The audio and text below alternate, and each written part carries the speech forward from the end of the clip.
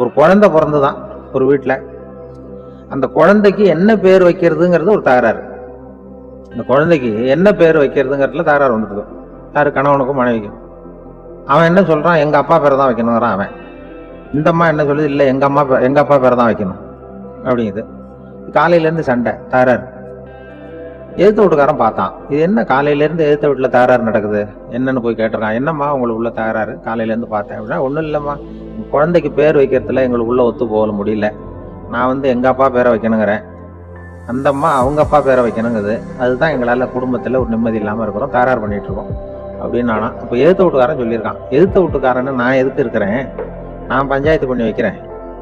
உங்களுக்குள்ள என்ன இது பேரு தானே வைக்கணும், ஏன்பா உங்க அப்பா பேர் என்ன அப்படின்னு அவனை கேட்டிருக்கான். எங்க அப்பா பேரு சீனிவாசன் அப்படின்ட்டுருக்கான். இந்த அம்மாவை உங்க அப்பா பேர் என்னம்மா, கிருஷ்ணன் அப்படின்னு சொல்லு. இவன் யோசிச்சு பார்த்தான், குழந்தைக்கு சீனிவாச கோபால கிருஷ்ணன் பேர் வைங்க போங்க அப்படின்ட்டு போயிட்டான். தீர்த்து வச்சுட்டு போயிட்டான். போனதுக்கு அப்புறம் இவங்க ரெண்டு பேரும் பேசிக்கிட்டாங்க. சரி, இந்த சீனிவாசன் சரி கிருஷ்ணன் சரி, நடுவுல கோபாலம் யாரு அப்படின்னு சொல்லி அவனை போய் இழுத்துட்டு வந்தான். எழுத்து வீட்டுல போய், அது யாரா, அது இங்க வா, அது யாரா கோபால, அது எங்க அப்பா பேரு, நீ அதை மட்டும் எதுக்கு விட்டு வைக்கிற, அதையும் சேர்த்து வச்சுட்டு போடான்னு. அதாவது குடும்பத்துல ஒரு கணவனும் மனைவியும் ஒரு சின்ன விஷயத்துல கூட ஒத்து போகலன்னா இப்படிதான் ஏத்து வீட்டுக்காரன் பஞ்சாயத்துக்கு வருவான். கோபாலன் குறுக்க வருவான் ஒருத்தன்.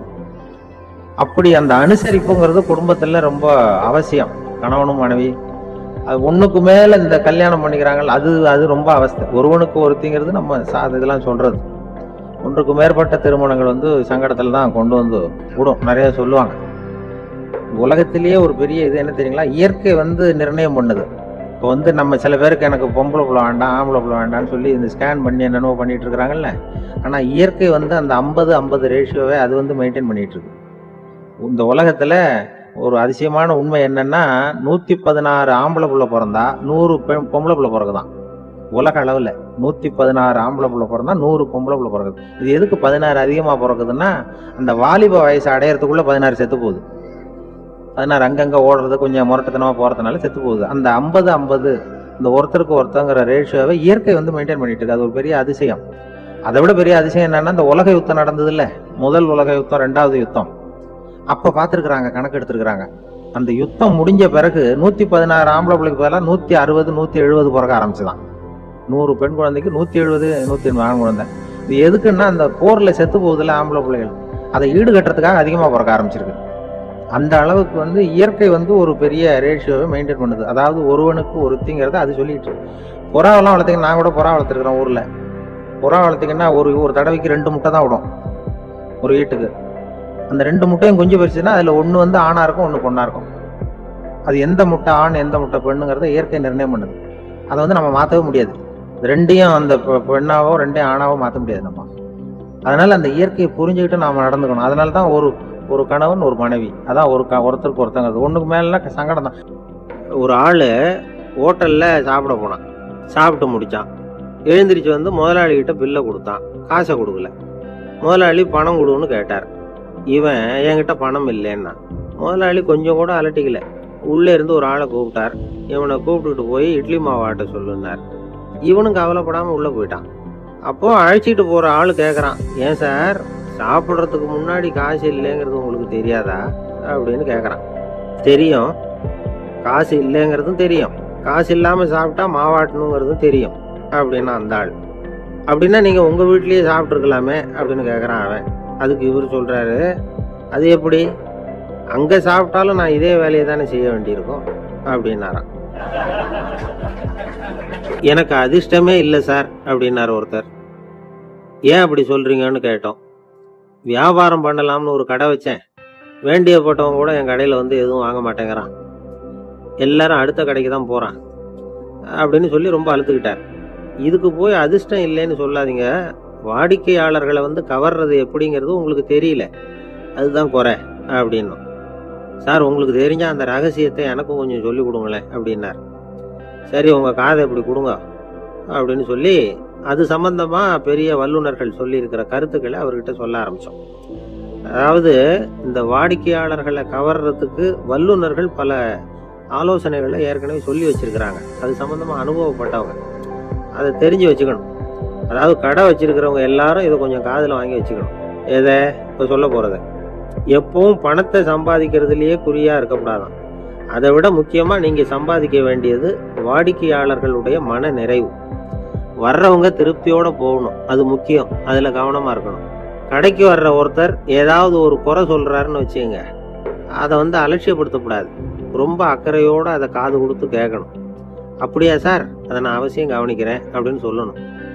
ஒருத்தர் வரார், சார் நேற்றுக்கு உங்கள் கடையில் இதை நான் வாங்கிட்டு போனேன், வீட்டில் இது வேணான்னு சொல்லிவிட்டாங்க, அது திருப்பி கொடுக்கறதுக்காக தான் வந்திருக்கிறேன் அப்படின்னு சொல்லி திருப்பி கொடுக்குறார். உடனே நீங்கள் முகம் சுளிக்கக்கூடாது, எரிச்சல் படக்கூடாது. வழக்கம் போல் நிதானமாக முகம் அலர்ச்சியோடு அதை திருப்பி வாங்கிக்கணும். இவ்வளவு ரூபாய்க்கு சாமான் வாங்கினா இந்த ஸ்பூன் அன்பளிப்பு, இப்படி ஏதாவது கொடுக்கலாம். பண்டிகை காலங்கள்லேயும் பொருள்கள் வாங்குறவங்களுக்கு இப்படி ஏதாவது பொருத்தமாக ஒரு அன்பளிப்பு கொடுக்கலாம். நீங்கள் கொடுக்கறது ஒரு சர்வசாதாரணமான பொருளாக இருந்தால் கூட அது வாங்குற ஒரு மனசில் ஒரு மகிழ்ச்சியை ஏற்படுத்தும். எதுவும் உங்களால் கொடுக்க முடியலன்னா உங்கள் முகம் நிறைஞ்ச சிரிப்பையாவது கொடுங்க, அது போதும். உங்கள் கடையில் இல்லாத ஒரு பொருளை வாடிக்கையாளர் கேட்குறாரு, உடனே இல்லைன்னு முகத்தில் அடித்தது மாதிரி சொல்லிடக்கூடாது. கொஞ்சம் உட்காருங்க சார் அப்படின்னு சொல்லி உங்கள் பணியாளர் யாரையாவது அனுப்பி வெளியிலேருந்து வாங்கிட்டு வர சொல்லி அவர்கிட்ட கொடுக்கலாம். சில பேர் உங்கள் கடைக்கு வரும்பொழுது அவங்க வீட்டு குழந்தைகளையும் கூப்பிட்டுட்டு வர்றாங்கன்னு வைங்க. நீங்கள் என்ன செய்யணும்னா அந்த குழந்தைகளை முதல்ல கவனிக்கணும். அது கண்ணத்தை கிள்ளணும், அதுக்கிட்ட விளையாடணும், அதுக்கு ஏதாவது மிட்டாய் பிஸ்கட் எதையாவது கொடுத்து அது கவனத்தை கவரணும். அதுக்கப்புறம் பெரியவங்களை கவனிக்கலாம். உங்கள் கடையில் வேலை செய்கிற பணியாளர்கள் சுத்தமாக இருக்கணும், சிரிச்ச முகம், சுறுசுறுப்பு, இது ரெண்டும் அவங்களுக்கு தேவை. அழுது வடிஞ்சிக்கிட்டு இருக்கக்கூடாது. அப்புறம் இன்னொரு விஷயம், அதிகமாக பொருள் வாங்குற ஒருத்தர்கிட்ட அதிக மரியாதையாகவும் குறைச்சலாக பொருள் வாங்குறவர்கிட்ட வேற விதமாகவும் நடந்துக்கக்கூடாது. எல்லாருக்கிட்டையும் சமமாக நடந்துக்கணும். 5 ரூபாய்க்கு வாங்கினாலும் சரி, 500 ரூபாய்க்கு வாங்கினாலும் சரி, அவங்கக்கிட்ட நீங்கள் காட்டுற மரியாதையில் வித்தியாசம் இருக்கக்கூடாது. எல்லாத்துக்கும் மேலே உங்கள் கடையில் ஒரு பொருள் வாங்கினா அது உண்மையானதாக இருக்கும், தரமுள்ளதாக இருக்கும் அப்படிங்கிற நினைப்பு ஜனங்களுக்கு வரணும். அதனால் தரமான பொருளையே நீங்கள் உங்கள் கடையில் வச்சுருக்கணும். இது வரைக்கும் நான் சொன்னதையெல்லாம் கவனத்தில் வச்சுக்கிட்டு நீங்கள் கடையை ஆரம்பிச்சிங்கன்னா வியாபாரம் பிச்சுக்கிட்டு போகும். அப்படி போகலன்னா அதுக்கப்புறம் கேளுங்க. ஏன்னா இந்த யோசனைகள்லாம் அனுபவப்பட்டவங்க சொல்லியிருக்கிற யோசனைகள். இந்த யோசனைகளில் நீங்கள் எச்சரிக்கையாக இருக்க வேண்டிய ஒரு விஷயம் உண்டு. அது என்னங்கிறதையும் தெரிஞ்சு வச்சுக்கிறது நல்லது.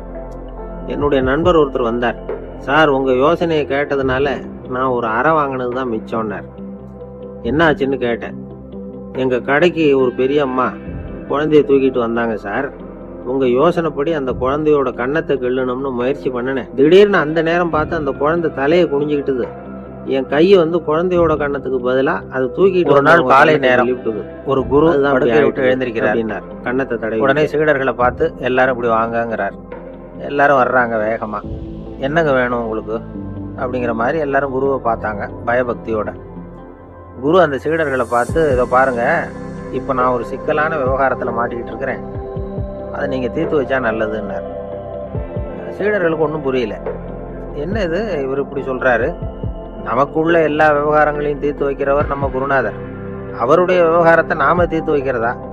ஆச்சரியமாக இருக்குதே, குருநாதருக்கே சிக்கலா அப்படின்னு யோசனை பண்ண ஆரம்பித்தாங்க.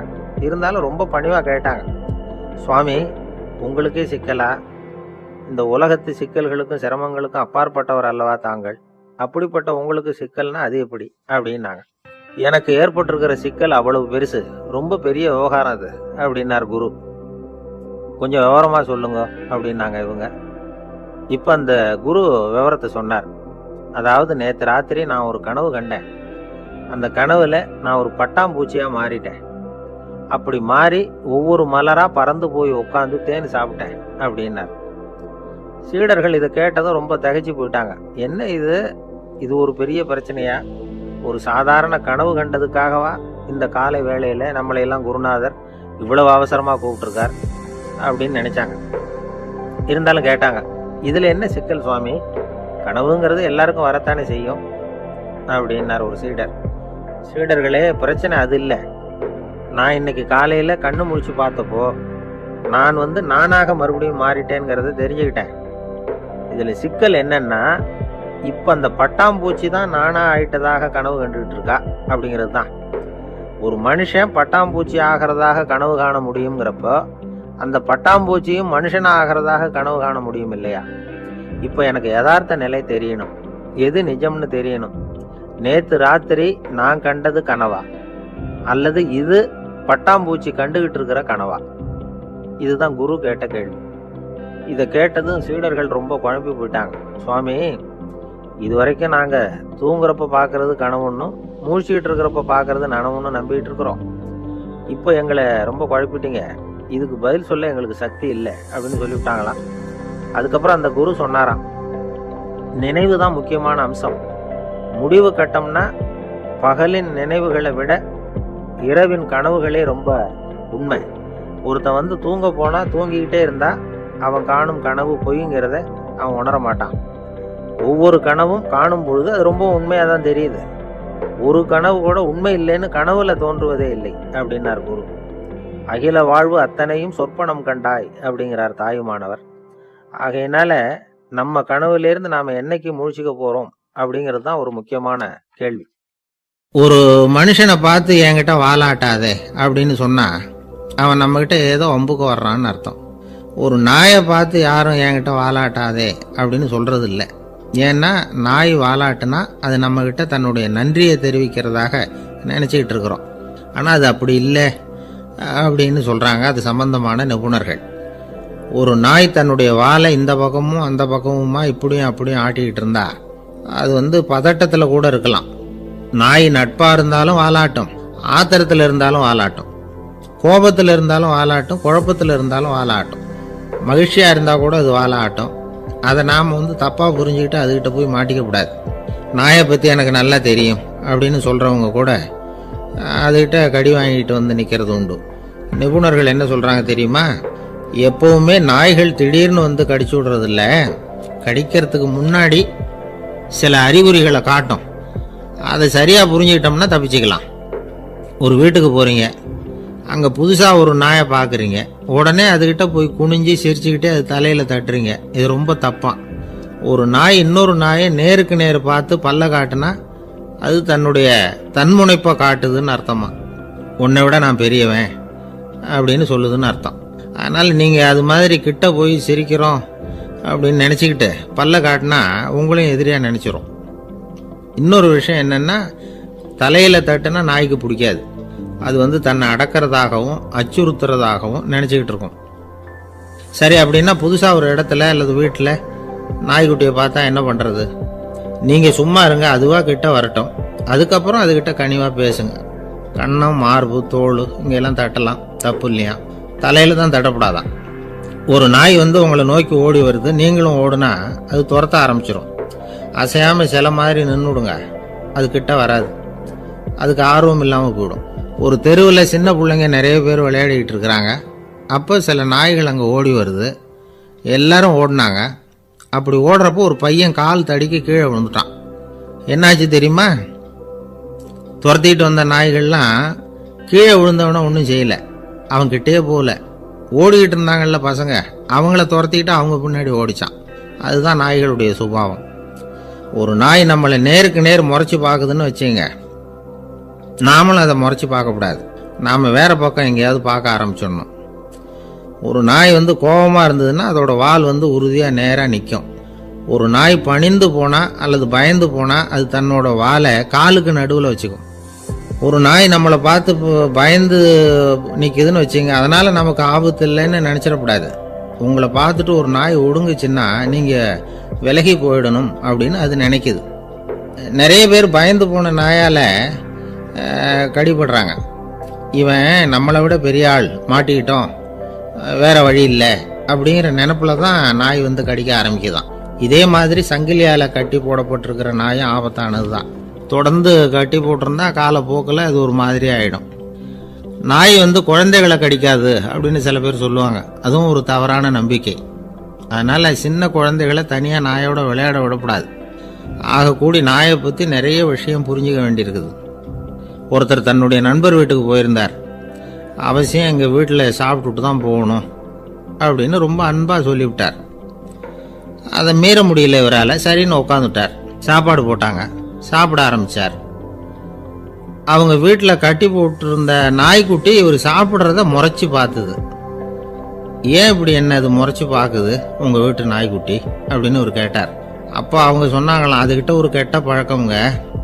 தன்னோட தட்டுல யாரு சாப்பிட்டாலும் அது அப்படிதான் முறைச்சு பார்க்கும் அப்படின்னாராம் அவரு. இந்த உலகத்துல மனுஷன் எவ்வளவோ தவறுகள் செய்யறான். அதுக்கெல்லாம் என்ன காரணம்? அதை பத்தின ஆராய்ச்சி தான் இன்னைக்கு. இதுக்கு ஆராய்ச்சி என்னத்துக்கு? அது தெரிஞ்ச விஷயம் தானே அப்படின்னு நீங்க நினைக்கலாம். ஆனா அப்படி அலட்சியமா இந்த விஷயத்தை விட்டுறக்கூடாது. பொதுவா எல்லோரும் நினைக்கலாம் எது சரி எது தவறு அப்படின்னு தெரியாததுனால தான் மனுஷன் தப்பு பண்றான் அப்படின்னு. ஆனா அப்படி சொல்லிட முடியாது.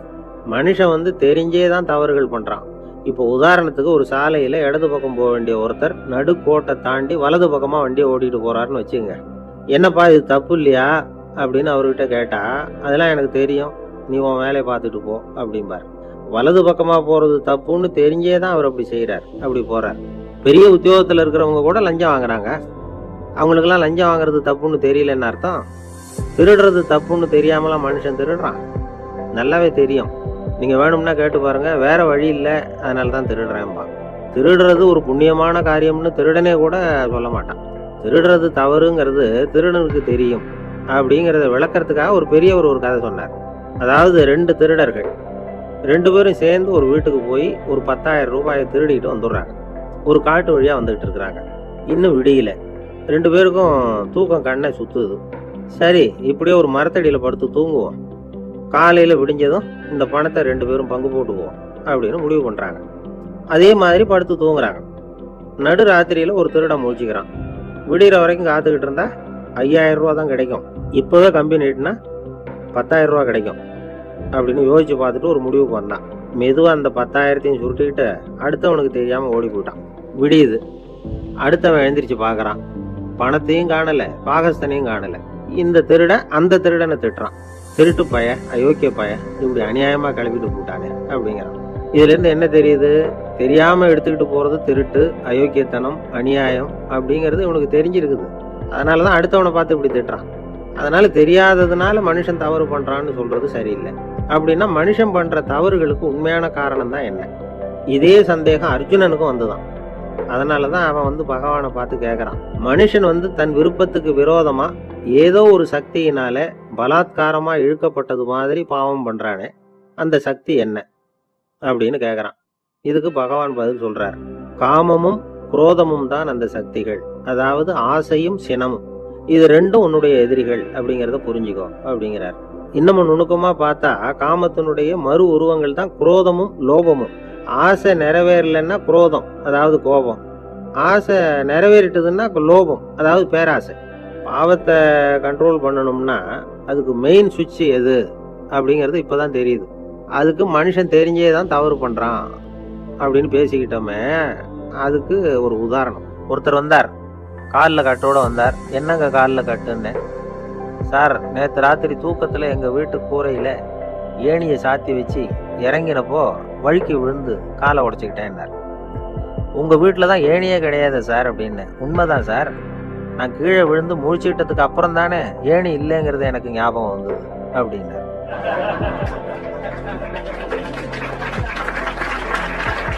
மீனம்பாக்கம் ஏர்போர்ட், அங்க ஜப்பானுக்கு போக வேண்டிய ஒரு பிளேன் லக்கேஜோட நிக்கிறார் நிறையா. இதை வாங்கி பிளேன்ல ஏற்றக்கூடிய ஒரு தொழிலாளி அவர்கிட்ட ஒரு சண்டை போடுறாரு, அடிக்க போறாரு, திட்டுறாரு, கண்ணாமலான்னு திட்டுறாரு. அவரு இதை ஒருத்தர் பார்த்துக்கிட்டே இருக்காரு. அந்த சினம் தவிர்த்தல் பயிற்சி கொடுக்குற பேராசிரியர் ஒருத்தர் பார்த்துக்கிட்டே இருக்காரு. இது எப்படி இந்த ஆள் அவ்வளவு கோபமா அடிக்க போறான், திட்டுறான் அந்த பெரிய மனுஷன், இவரு பதிலுக்கு அவர் திட்டவே இல்லையே. கோபம் அந்த அந்த தொழிலாளி சிரிச்சுக்கிட்டே சரி சார் சரி சார் அப்படின்னுட்டே இருக்கான். இவர் லக்கேஜை வாங்கி பிளேன்ல ஏற்றுற தொழிலாளி இவன் கண்ணாமலான்னு அடிக்க போறான், திட்டுறான், முகம் செவந்து போச்சு. இவருக்கு என்ன ஆச்சரியம்னா இந்த ஆள் இவ்வளவு கோவப்படுறான். அதை வாங்கி அந்த தொழிலாளி கொஞ்சம் கூட முகத்துல கோபமே படலையே, சிரிச்ச முகத்தோட இருக்கானே, இவன் நமக்கு பயிற்சி வகுப்பு எடுக்கலாம் போல இருக்க அப்படின்னு இவர் நினைச்சுட்டார். ரொம்ப நேரம் அவர் கத்திக்கிட்டு இருந்தார். சரி சார் சரி சார்ன்ட்டு அதை வாங்கிட்டு அவர் போயிட்டார். போனதுக்கு அப்புறம் இவர் இந்த ஆளு அப்புறம் பிளேன் வந்தது, ஏறி அவர் போயிட்டார், ஜப்பானுக்கு போயிட்டார். அதுக்கப்புறம் இந்த சினம் தவிர்த்தல் பேராசிரியர் ஓடி போய் அந்த தொழிலாளியை பிடிச்சி கொண்டு வந்தார். இந்த பாருப்பா, நான் காலையிலேருந்து பார்த்துக்கிட்டு இருக்கேன், அந்த ஆள் உன்னை அடிக்க வந்தான், திட்ட வந்தான், இவ்வளவு கோவப்படுறான், உனக்கு பதிலுக்கு நீ கோவமே படலையே, உனக்கு கோவமே வராதா, அது எப்படி நீ சினம் தவிர்க்கிறது, எப்படி உனக்கு கோவமே வரலையா அப்படின்னு கேட்டிருக்காரு. அப்போ அந்த தொழிலாளி சொன்னாரா, அப்படி இல்லை சார், மனுஷன்னு பிறந்தா கோவம் படாமல் இருக்க முடியாது, எல்லாருக்கும் கோவம் வரும், அது அவங்கவுங்க வழியில் டீல் பண்ணுவாங்க, நான் அதை என் வழியில் டீல் பண்ணேன், அவ்வளோதான். அப்போ அவர் திட்டும் பொழுது உனக்கு கோபம் வந்ததுதானே? வந்தது சார். அப்போ அது எப்படி டீல் பண்ணேன்னு கேட்டிருக்காரு. அப்போ இவன் சொன்னான், ஒன்றும் இல்லை சார், அந்த அந்த பிரயாணி வந்து இப்போ ஜப்பானுக்கு போயிட்டு இருக்கார், அவர் லக்கேஜ்லாம் அமெரிக்கா போயிட்டு இருக்கு.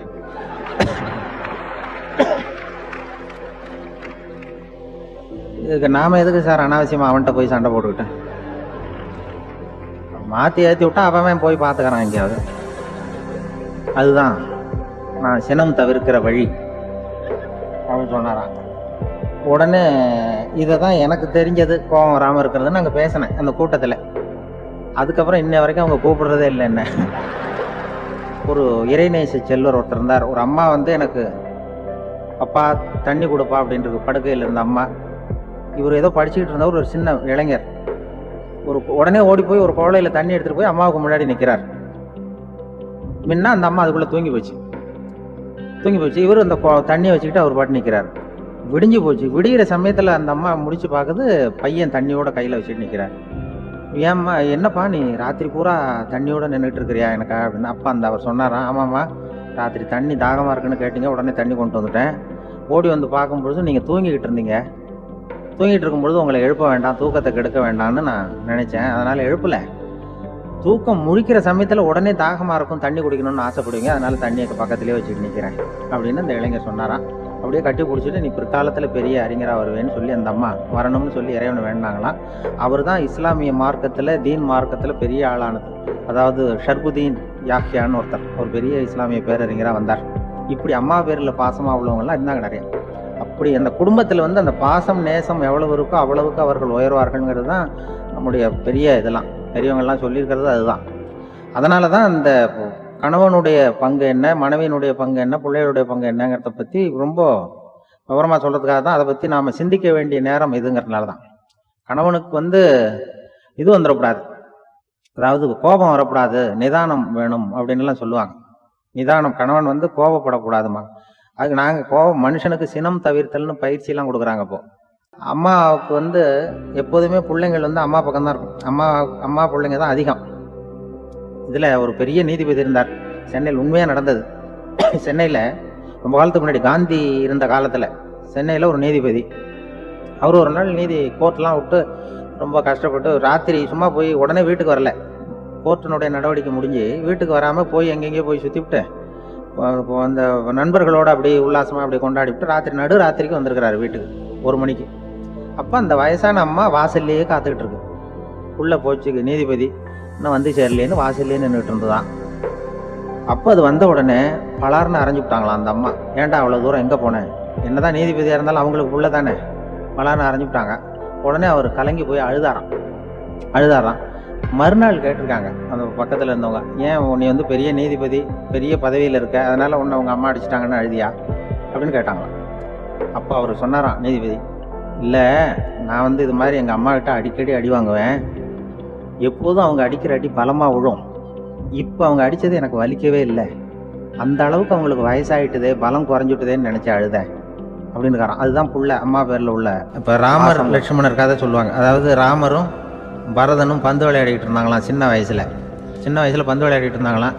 உடனே ராமர் வந்தாராம், வந்து கோசலை அவங்க அம்மா மடியில், கோசலை மடியில் சோர்ந்து போய் உட்காந்தாராம். சந்தோஷமாக வந்து உட்காந்துருக்காரு. அப்போ அந்த கோசலை அம்மா கேட்டாங்களாம், ஏன்ப்பா அப்படி இவ்வளவு சந்தோஷமாக இருக்கே, என்ன காரணம் அப்படின்னு கேட்டிருக்காரு. அப்படின்னு அந்த அம்மா கேட்டிருக்கு. ராமன் சொன்னான்னா, என் தம்பியோட நான் பந்து விளையாண்டுக்கிட்டு இருந்தேன், பரதன் அவன் வந்து ஜெயிச்சுட்டான், நான் தோத்துட்டேன், என்னை வந்து அவன் ஜெயிச்சுட்டான், அவனுடைய வெற்றி வந்து எனக்கு சந்தோஷமாக இருக்குது, தம்பியோட வெற்றி, அதனால் நான் சந்தோஷமாக இருக்கேன்னு சொல்லியிருக்கேன். அந்த அம்மாவுக்கு ரொம்ப சந்தோஷம், தம்பி ஜெயிக்கிறாங்கிறத பற்றி அண்ணன் வந்து சந்தோஷப்படுறானே அப்படின்னு. கொஞ்ச நேரத்தில் பரதன் வந்திருக்கான். அவன் சோர்ந்து போய் கலங்கி போய் வந்து அதே அம்மா மடியில் உட்காந்துருக்கான். நீ ஏன்ப்பா, நீ தான் ஜெயிச்சுட்டியாமே, நீ என்னத்துக்கு வருத்தப்பட்டுக்கிட்டு வர அப்படின்னு கேட்டிருக்கேன் அந்த அம்மா. அப்போ பரதன் சொன்னானா, நான் ஜெயிக்கணுங்கிறதுக்காக அண்ணன் விட்டு கொடுத்தாரு, தோத்துட்டாரு, அதனால் எனக்கு வருத்தமாக இருக்குது, உண்மையில் அவர் தான் ஜெயிச்சிருக்க வேண்டியது, எனக்காக விட்டு கொடுத்தாரு, அதனால் நான் வருத்தப்படுறேன்னா. அப்போ அந்த அம்மா சொல்லிச்சான், இப்படி தான் தம்பியினுடைய வெற்றி அண்ணனை சந்தோஷப்படுத்துது, அண்ணனுடைய தோல்வி வந்து தம்பியை வருத்தப்பட வைக்குது, இப்படி தான் இருக்கணும், அண்ணன் தம்பின்னா அப்படி தான் குடும்பத்தில் இருக்கணும்னு சொல்லி அந்த அம்மா சொன்னதாக சொல்லுவாங்க. ராமாயணம் வந்து ரெண்டு பெண்கள் வந்துக்கிட்டு இருந்தாங்களாம், பஸ்ஸு பிரயாணம். ஒருத்தன் என்ன பண்ணியிருக்கான், ஒரு சின்ன பையனை கொண்டு வந்தானா, ஒரு சின்ன பையன் பக்கத்தில் இருக்கான். ஒரு பெரியவர் கேட்டிருக்காரு, யாருப்பா அந்த பையன் அப்படின்னு கேட்டிருக்காரு. இவன் சொன்னான்னா இந்த பையன் எனக்கு தூரத்து உறவு, எனக்கு தூரத்து உறவுன்னு இருக்கான்.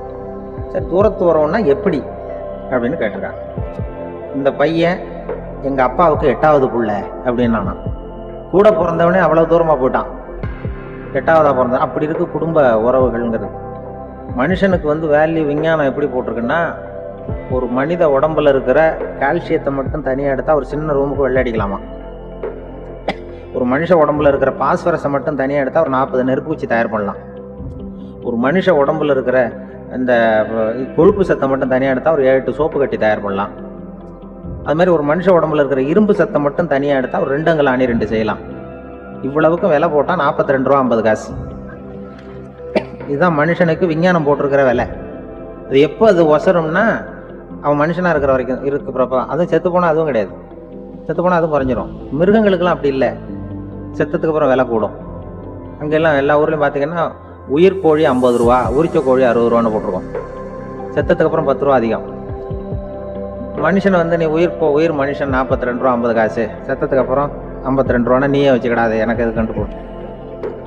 அவன் வந்து எப்போ அவனுக்கு வேல்யூ கூடும்னா, மனிதனாக வாழும்பொழுது தான் வேல்யூ கூடும். குடும்பத்தில் வந்து அந்த பாசத்தோடு வாழணும்னு கடவுள்கிட்ட கேட்டு சொன்னாங்களே, அதுதான்.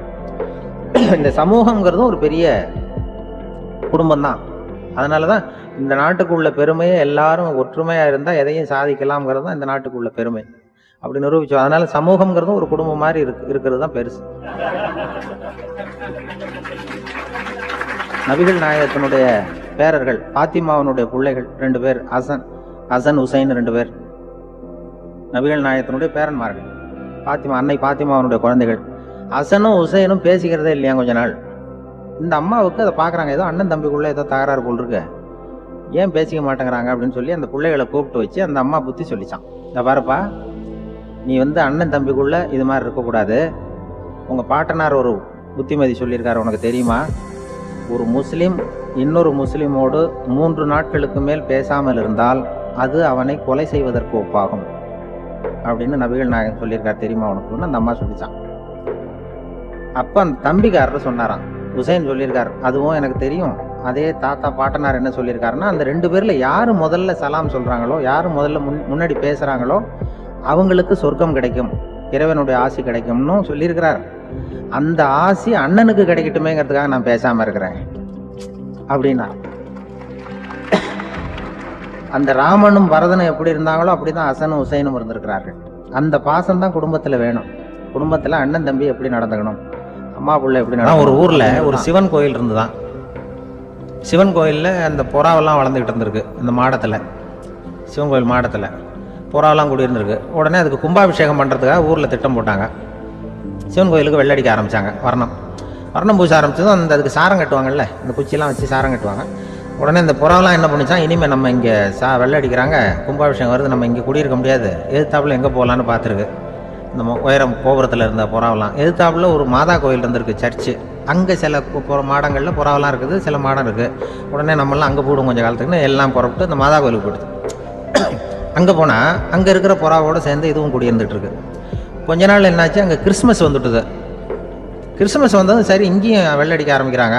நம்ம மறுபடியும் எங்கடா போகிறதுன்னு பார்த்தா அங்கே இருக்கிற புறாவோட சேர்ந்து இதுவும் சேர்ந்து நேராக ஒரு பள்ளிவாசல் இருந்தது. எதுக்கு அங்கே இருக்கிற மாடத்தில் போய் அங்கே குடியேறிட்டுது எல்லாம். அங்கே போனால் அங்கே ரமலான் மாதம் வந்து ரம்சானுக்காக அதையும் புதுப்பிக்க ஆரம்பித்தாங்க. இது என்ன பண்ணுறதுன்னு சொல்லி இந்த 3 செட்டு புறாவும் சேர்ந்து என்ன பண்ணிச்சு, எங்கே போகலான்னு பார்த்தா மறுபடியும் அதுக்குள்ளே இந்த சிவன் கோயிலில் கும்பாபிஷேகம் முடிஞ்சிருக்கு, அங்கே போடுவோம் எல்லாருன்னு சொல்லி எல்லா புறாவும் அந்த சிவன் கோயிலுக்கு வந்துட்டுது. அங்கே போய் மாடத்தில் அதை குடியிருந்துட்டுது. அப்போ திடீர்னு ஒரு நாள் பார்த்தா ஒரே கலவரம் பூமியில் எல்லாம் ஒருத்தன் அருவாளை தூக்கிட்டு நிற்கிறான், குச்சி எடுத்து ஒருத்தனை சுட்டுக்கிறான், ஒரே கலவரம், சத்தம், ஒரே மத கலவரம் வந்துட்டுது ஊரில். அப்போ புறாவெல்லாம் மாடத்தில் இருந்துக்கிட்டு ஒரு குஞ்சு புறா அவங்க அம்மாட்ட கேட்டுதான், இது என்ன, இந்த மனுஷனுக்கு என்னாச்சு, அவன் கத்தியை தூக்கிட்டு நிற்கிறானே அப்படின்னு கேட்டுதான். ஒரு குஞ்சு புறா அவங்க அம்மாட்ட கேட்டுதான், அம்மா புறா. இப்போ அந்த புறா சொல்லிச்சான், மனுஷனுக்கு இப்போ மதம் பிடிச்சிருக்கு, அதான் கத்தியை தூக்கிட்டு நிற்கிறான் அப்படின்ட்டுருக்கு. இப்போ நமக்கெல்லாம் பிடிக்கலையே அப்படின்னு தான். அப்போ அந்த புறா சொல்லிச்சான், அந்த பாருமா, நாம் வந்து இந்த சிவன் கோயிலில் இருந்தாலும் நமக்கு புறான்னு தான் பேர், இந்த மாதா கோயிலுக்கு போனாலும் நமக்கு புறான்னு தான் பேர், பள்ளிவாசலுக்கு போனாலும் நமக்கு புறான்னு தான் பேர். இந்த மனுஷன் அப்படி இல்லை. அவன் இங்கே இருக்கிற வரைக்கும் இந்துன்னு சொல்லுவான், அங்கே மாதா கோயில் இருந்தான்னா கிறிஸ்தவன்னு சொல்லுவான், பள்ளிவாசலில் இருந்தான்னா முஸ்லீம்னு சொல்லுவான். அப்போ குஞ்சு புறா அது என்ன இப்படி பண்ணுறாங்க மனுஷங்க, இப்போ அவங்கள விட நம்ம வசதி போல் இருக்க, நம்ம தேவலாம் போல் இருக்க அப்படின்னு தான் அந்த குஞ்சு புறா. அப்போ அந்த தாய் புறா சொல்லிச்சான், உண்மைதான், அதனால தான் நம்ம மேலான இடத்துல இருக்கிறோம், அவன் கீழே நிற்கிறான் இன்னமும் அப்படின்னு சொல்லிச்சான். இதுதான் அந்த குடும்பம்ங்கிறது, சமுதாயம்ங்கிறது ஒரு பெரிய குடும்பம். அது இந்த புறாகிட்டேருந்து மனுஷன் கற்றுக்க வேண்டியிருக்கு. அப்படி இருக்குது இன்றைக்கி மனுஷனுடைய நிலைமை. அதை புரிஞ்சுக்கணும். அப்படி தான் ஒவ்வொரு இதுலேயும் நாம் நடந்து கொள்ள வேண்டியிருக்குது. மிருகங்கள்கிட்டேருந்து கற்றுக்கிற 2 பெண்கள் பக்கத்து பக்கத்தில் உட்காந்துருக்காங்க. அந்த கண்டக்டரை கூப்பிட்ருக்காங்க, இங்கே வாயா அப்படின்னு அந்த ஒரு அம்மா கூப்பிட்ருக்கு. என்னம்மா அப்படின்ட்டுருக்கார், இந்த ஜன்னலை திறந்து விட்டு போ அப்படின்னு. சரின்னு பக்கத்தில் இருந்த ஜன்னலை திறந்து விட்டு அவர் போயிட்டார். பக்கத்தில் இருந்தாமா உடனே இங்கே வாயா மறுபடியும் வாயான்னு கூப்பிட்ருக்கு. என்ன இந்த ஜன்னலை மூடி விட்டு போ அப்படின்ட்டுருக்கு. மூடி விட்டு போனார். மறுபடியும் அந்த முன்னாடி கூப்பிட்டது வாமா வாயா வாயான்னு மறுபடியும் கண்டக்டரை கூப்பிட்டு, என்ன இந்த பார், இந்த ஜன்னலை நீ மூடி வச்சின்னா நான் மூச்சு திணறி செத்து போடுவேன். அப்புறம் உடனே பக்கத்தில் இருந்தம்மா தபாரியா அந்த அம்மா பேச்சை கேட்டுட்டு நீ திறந்து வச்சின்னா நான் குளிர் தாங்காமல் செத்து போடுவேன் அப்படின்னு. அவர் தலையை பிச்சுக்கிறார் கண்டக்டர். என்னடா பெரிய ரொம்ப போச்சேன்னு, கொஞ்சம் தூரம் பிரயாணம், இதில் கூட அட்ஜஸ்ட் பண்ணி போகக்கூடாதா அப்படின்னு.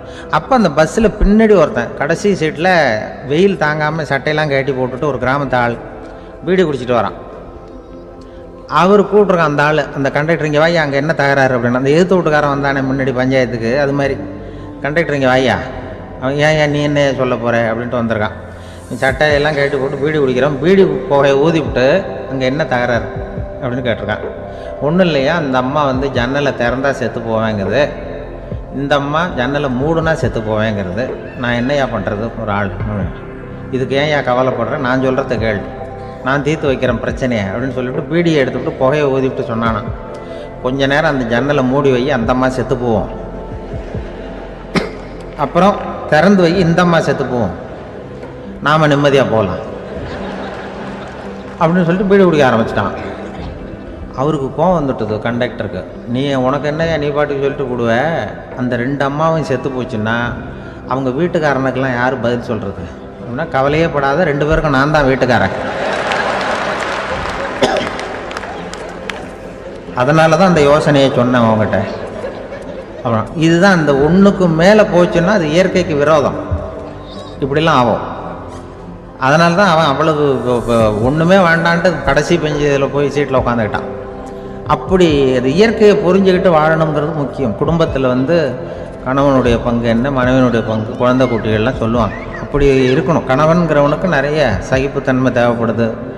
மனித நேயம்ங்கிறத பற்றி சொல்லுவாங்க. மனித நேயம் ஏன்னா ஒரு கணவன் கணவனாக இருக்கணும், மனைவி மனைவியாக இருக்கணும். ஒரு மனுஷன் இன்னைக்கு மனிதன் மனிதனாக இல்லை, மனித நேயம் குறைஞ்சி போச்சு, இது குடும்ப உறவுகள்லாம் ரொம்ப மாறி போச்சுன்னு சொல்கிறேன். இப்போ நாகரிகத்தில் அப்படி தான் இருக்குது. ஒரு இதில் ஒரு பெரியவர்கிட்ட பேசிக்கிட்டு இருந்தேன். அவரு என்கிட்ட ஒரு கேள்வி கேட்டார். திருடர்கள் எத்தனை வகை தெரியுமா உனக்கு அப்படின்னார். இதுதான் அவர் கேட்ட கேள்வி. எதுக்காக என்ன பார்த்து அந்த கேள்வி கேட்டாரு தெரியல. இருந்தாலும் நான் அவருக்கு பதில் சொன்னேன். திருடர்கள்ல எத்தனையோ வகை உண்டுங்க. கார் திருடன், சைக்கிள் திருடன், முகமூடி திருடன், எப்படி சொல்லிட்டே போகலாம்.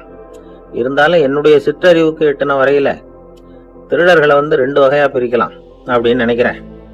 ஒன்னு ராத்திரியில திருடுற திருடன், இன்னொருத்தன் பகல்ல திருடுற திருடன். அதாவது பகல் திருடன், ராத்திரி திருடன் அப்படின்னு பெரியவர் சிரிச்சார். என்ன சிரிக்கிறீங்களே, என்ன கள்வர்கள் 4 வகை அப்படின்னு ஆரம்பிச்சார். எப்படின்னு கேட்டேன். சாப்பாட்டுக்கு இல்லாம திருடுறாங்க பாருங்க, அது ஒரு வகையாம். சாப்பாட்டுக்கு இருந்தும் திருடுறாங்க பாருங்க, அது ஒரு வகையாம். இதை தவிர இன்னும் ஒரு 2 வகை திருட்டு உண்டு. அது என்னன்னா, ஆண்டவன் கிட்ட இருந்து நாம திருடுற திருட்டு, இன்னொன்னு என்னன்னா நம்ம கிட்ட இருந்து ஆண்டவன் திருடுற திருட்டு அப்படின்னார். எனக்கு ஒன்றும் புரியல. என்ன சார் இது, ஆண்டவனையே திருடன்னு சொல்றீங்களே அப்படின்னு ஆச்சரியமா. ஆமாங்க, ஆண்டவனை கல்வன்னு சொல்றது இல்லையா. காஞ்சிபுரத்துக்கு பக்கத்துல திருக்கார்வனம் அப்படின்னு ஒரு ஊர் இருக்கு. அங்க உள்ள பெருமாளுக்கு கல்வர்னு தான் பேரு. அது மட்டும் இல்ல, திருமங்கை ஆழ்வார் தம்முடைய திரு நெடுந்தாண்டகத்துல கார்வனத்துள்ளாய் கல்வா அப்படின்னு தான் அழைக்கிறார் அப்படின்னு நிறைய உதாரணம்லாம் சொல்ல ஆரம்பிச்சார். அதுக்கப்புறம் அவர்கிட்ட பேசி நான் புரிஞ்சுக்கிட்ட விவரங்களை தான் நான் இப்போ உங்ககிட்ட சொல்ல போறது. அதாவது அவர் சொன்ன முதல் வகை திருடர்கள் சாப்பாட்டுக்கு இல்லாம திருடுறவங்க. இவங்களை வந்து திருத்தி போடலாம். சாப்பாட்டுக்கு இருந்தும் பணம் சேர்க்கணுங்கிற ஆசையால பொய் கணக்கெல்லாம் எழுதுறாங்க பாருங்க, அவங்க தான் 2வது வகை. 3வது வகை திருட்டு தான் மிகப்பெரிய திருட்டு. இறைவனுக்கு சொந்தமானதை நம்முடையதுன்னு நினைக்கிற திருட்டு. எது இறைவனுக்கு சொந்தமானது அப்படின்னா ஆத்மா. பகவானுக்கு சொந்தமான ஆத்மாவை நம்முடையதுன்னு நினைக்கிறது தான் அந்த மாபெரும் திருட்டு. இதுக்கு பேர் தான் ஆத்மாபகாரமா. சரி, இதுக்கு பரிகாரம் என்ன? எல்லாம் இறைவனுடையது, நமக்கு ஒண்ணும் இல்லை அப்படின்னு நினைக்கிறது தான் இதுக்கு பரிகாரம். இதெல்லாம் இருக்கட்டும். 4வது திருட்டு ஒண்ணு சொன்னோம்ல, ஆண்டவன் நம்ம கிட்ட இருந்து திருடுறது. அது எப்படி? ஆண்டவனை வந்து கள்வன்னு சொல்றாங்க, அது சரி. அவர் என்னத்தை திருடினார்? இப்போ இன்னொருத்தருக்கு சொந்தமான ஒன்றை எடுத்து வச்சுக்கிறது தான் கள்ளத்தனம். ஆனா ஆண்டவன் எடுத்துக்கிட்டோம்னா இருக்கிறது எல்லாமே அவனுக்கு சொந்தம். அப்படி இருக்கிறப்போ அவரை எப்படி கள்வன்னு சொல்றது? இது என்ன புரியாம இருக்குது அப்படின்னு சொல்லி பார்த்தா அதுக்கும் விளக்கம் சொல்றாங்க அவங்க. அதாவது ஆண்டவனுக்கு வந்து உருவமே கிடையாது, அரூபமா இருக்கிறவன், அதாவது உருவம் இல்லாம இருக்கிறவன். அப்படி உள்ள பகவான் வந்து நம்மள மாதிரி உருவத்துல இருக்கிறான். நம்மள மாதிரியே கையை காலு மூக்கெல்லாம் இருக்குது ஆண்டவனுக்கு. இந்த உருவம் நம்ம கிட்ட இருந்து திருடினது தானே. அவன் வந்து தன்னுடைய உண்மையான திருமேனியை வந்து நமக்கு காட்டாம, அதாவது தரிசனம் கொடுக்காம இருக்கிறது கள்ளத்தனம் தானே. அதனாலதான் இதுவும் ஒரு பெரிய திருட்டு, இருக்கிறதுலயே மிகப்பெரிய திருட்டு அப்படிங்கிறார். என்கிட்ட இருந்த பேசிக்கிட்டு இருந்தாரு, இந்த விஷயம்லாம் சொல்லிட்டு இருந்தாரு இந்த பெரியவர். அதாவது திருட்டை வந்து ஆன்மீக நோகத்துல அவர் பாக்குறார். நம்ம பார்வையில இதை விட அபூர்வமான திருட்டுலாம் இங்க உண்டு, அபூர்வமான திருடர்களும் உண்டு. ஒரு திருடன் சிறையிலிருந்து விடுதலையாகி வெளியில போனான். கொஞ்ச நாள்ல மறுபடியும் திரும்பி ஜெயிலுக்கு வந்துட்டான். அப்போ சிறை அதிகாரி அவனுக்கு வந்து அறிவுரை சொன்னாராம். ஏன்பா இப்படி அடிக்கடி தப்பு பண்ணிவிட்டு ஜெயிலுக்கு வந்துடுறியே, உனக்கு சொந்த பந்தம் எதுவும் இல்லையா? உனக்கு அப்பா அண்ணன் தம்பிகள் அவங்க கூட எல்லாம் சேர்ந்து வாழணுங்கிற ஆசை இல்லையா அப்படின்னு கேட்டிருக்காரு. அவங்களோட சேர்ந்து வாழணுங்கிற ஆசை எனக்கு நிறைய உண்டுங்க சார் அப்படின்னு அவன். அப்புறம் எதுக்கு இப்படி ஜெயிலுக்கு வந்துடுற அப்படின்னாராம் அவரு. அவங்க எல்லாருமே இங்கே தானே சார் இருக்காங்க அப்படின்னு. ஒரு ஊர்ல ஒரு துறவி இருந்தார், புத்த சமய துறவி. அந்த ஊர் மன்னன் அவரை பத்தி கேள்விப்பட்டிருக்கான். ஒரு நாள் புறப்பட்டு போனா, துறவியின் பாதங்களை தொட்டு வணங்கினான். அதுக்கப்புறம் சொன்னான், ஐயா நான் உங்களை அரண்மனைக்கு அழைச்சிட்டு போறதுக்காக வந்திருக்கிறேன், இனிமே நீங்க இங்க எதுக்கு இருக்கணும் அப்படின்னு. அவன் மனசுக்குள்ள என்ன நினைப்புன்னா, இவர் எங்க வர போறாரு, நான் ரொம்ப எளிமையானவன், எனக்கு எதுக்கு அரண்மனை வாசம்னு சொல்லி விடுவார் அப்படின்னு நினைச்சிருக்கான். ஆனா அந்த துறவி என்ன பண்ணாரு தெரியுமா? அப்படியா, சரி போகலாம், வா போய் ஒரு ரதத்தை கொண்டுட்டு வா, அரண்மனைக்கு போகும்பொழுது அதுக்கு தகுந்த மாதிரி ஆடம்பரமா போகணும் அப்படின்னு விட்டாராம். துறவி இப்படி சொன்னதும் அந்த மன்னனுக்கு மனசுக்குள்ள சந்தேகம் வந்துட்டுது. இவர் உண்மையிலேயே துறவி தானா, ஏமாத்து பேர் வழி மாதிரி தெரியுதே அப்படின்னு நினைச்சிருக்கான். இருந்தாலும் இனிமே என்ன பண்றது, சொல்லியாச்சு. ரதத்தை கொண்டுட்டு வந்தான். துறவி ஏறி உட்கார்ந்தார். பக்கத்துல ராஜா, அவரு ரொம்ப உற்சாகமா வரார். இவன் ரொம்ப சோர்ந்து போய் வரான். துறவி மரத்தடியிலேயே வாழ்ந்து பழக்கப்பட்டவர், அரண்மனையில எளிமையா ஒரு இடத்துல உட்காந்துக்குவார் அப்படின்னு நினைச்சான். ஆனா அப்படி இல்லை. அரண்மனைக்கு வந்த உடனே அந்த துறவி அதை கொண்டுட்டு வா இதை கொண்டுட்டு வான்னு சொல்லி உத்தரவு போட ஆரம்பிச்சுட்டார். அரண்மனையில இருந்தா அரசனை மாதிரி இருக்கணும் அப்படிங்கிறார். ராத்திரி பூரா சௌரியமா தூங்கினார். பகல்ல அரண்மனை தோட்டத்துல உலாவ வேண்டியது, நீச்சல் குளத்துல குளிக்க வேண்டியது, இப்படியே பொழுது போக்கிட்டு இருக்கிறார். அந்த அரண்மனையில துறவி வந்து மகிழ்ச்சியா இருக்கிறார். மன்னனால அப்படி இருக்க முடியல. அவருக்கு எந்த கவலையும் இல்லை, இவனுக்கு அரசாங்க கவலைகள். துறவி அப்படி இருக்கிறத இவனால தாங்கிக்க முடியல. ஒரு நாள் அவர்கிட்டயே போய், நான் உங்ககிட்ட கொஞ்சம் பேசணும்னு நானா. துறவி பார்த்தார். நான் இந்த அரண்மனைக்கு வரும்பொழுதே நீ என்னமோ என்கிட்ட கேட்கணும்னு நினைச்ச, ஏன் கால தாமதம்? நீ அனாவசியமா உன்னையே தொந்தரவு பண்ணிட்டு இருக்கிற, நீ கவலையா இருக்கேங்கிறது எனக்கு புரியுது. நான் மரத்தடியில இருந்தப்ப கூட என்னை அடிக்கடி வந்து சந்திச்சுக்கிட்டு இருப்ப, ஏதாவது விளக்கம் கேட்கறது உண்டு. இங்க வந்த பிறகு என்னை சந்திக்கிறது கூட அபூர்வமா போயிட்டுது. நீ இப்போ என்ன கேட்க போறேங்கிறது எனக்கு தெரியும், இருந்தாலும் கேள் அப்படின்னாராம்.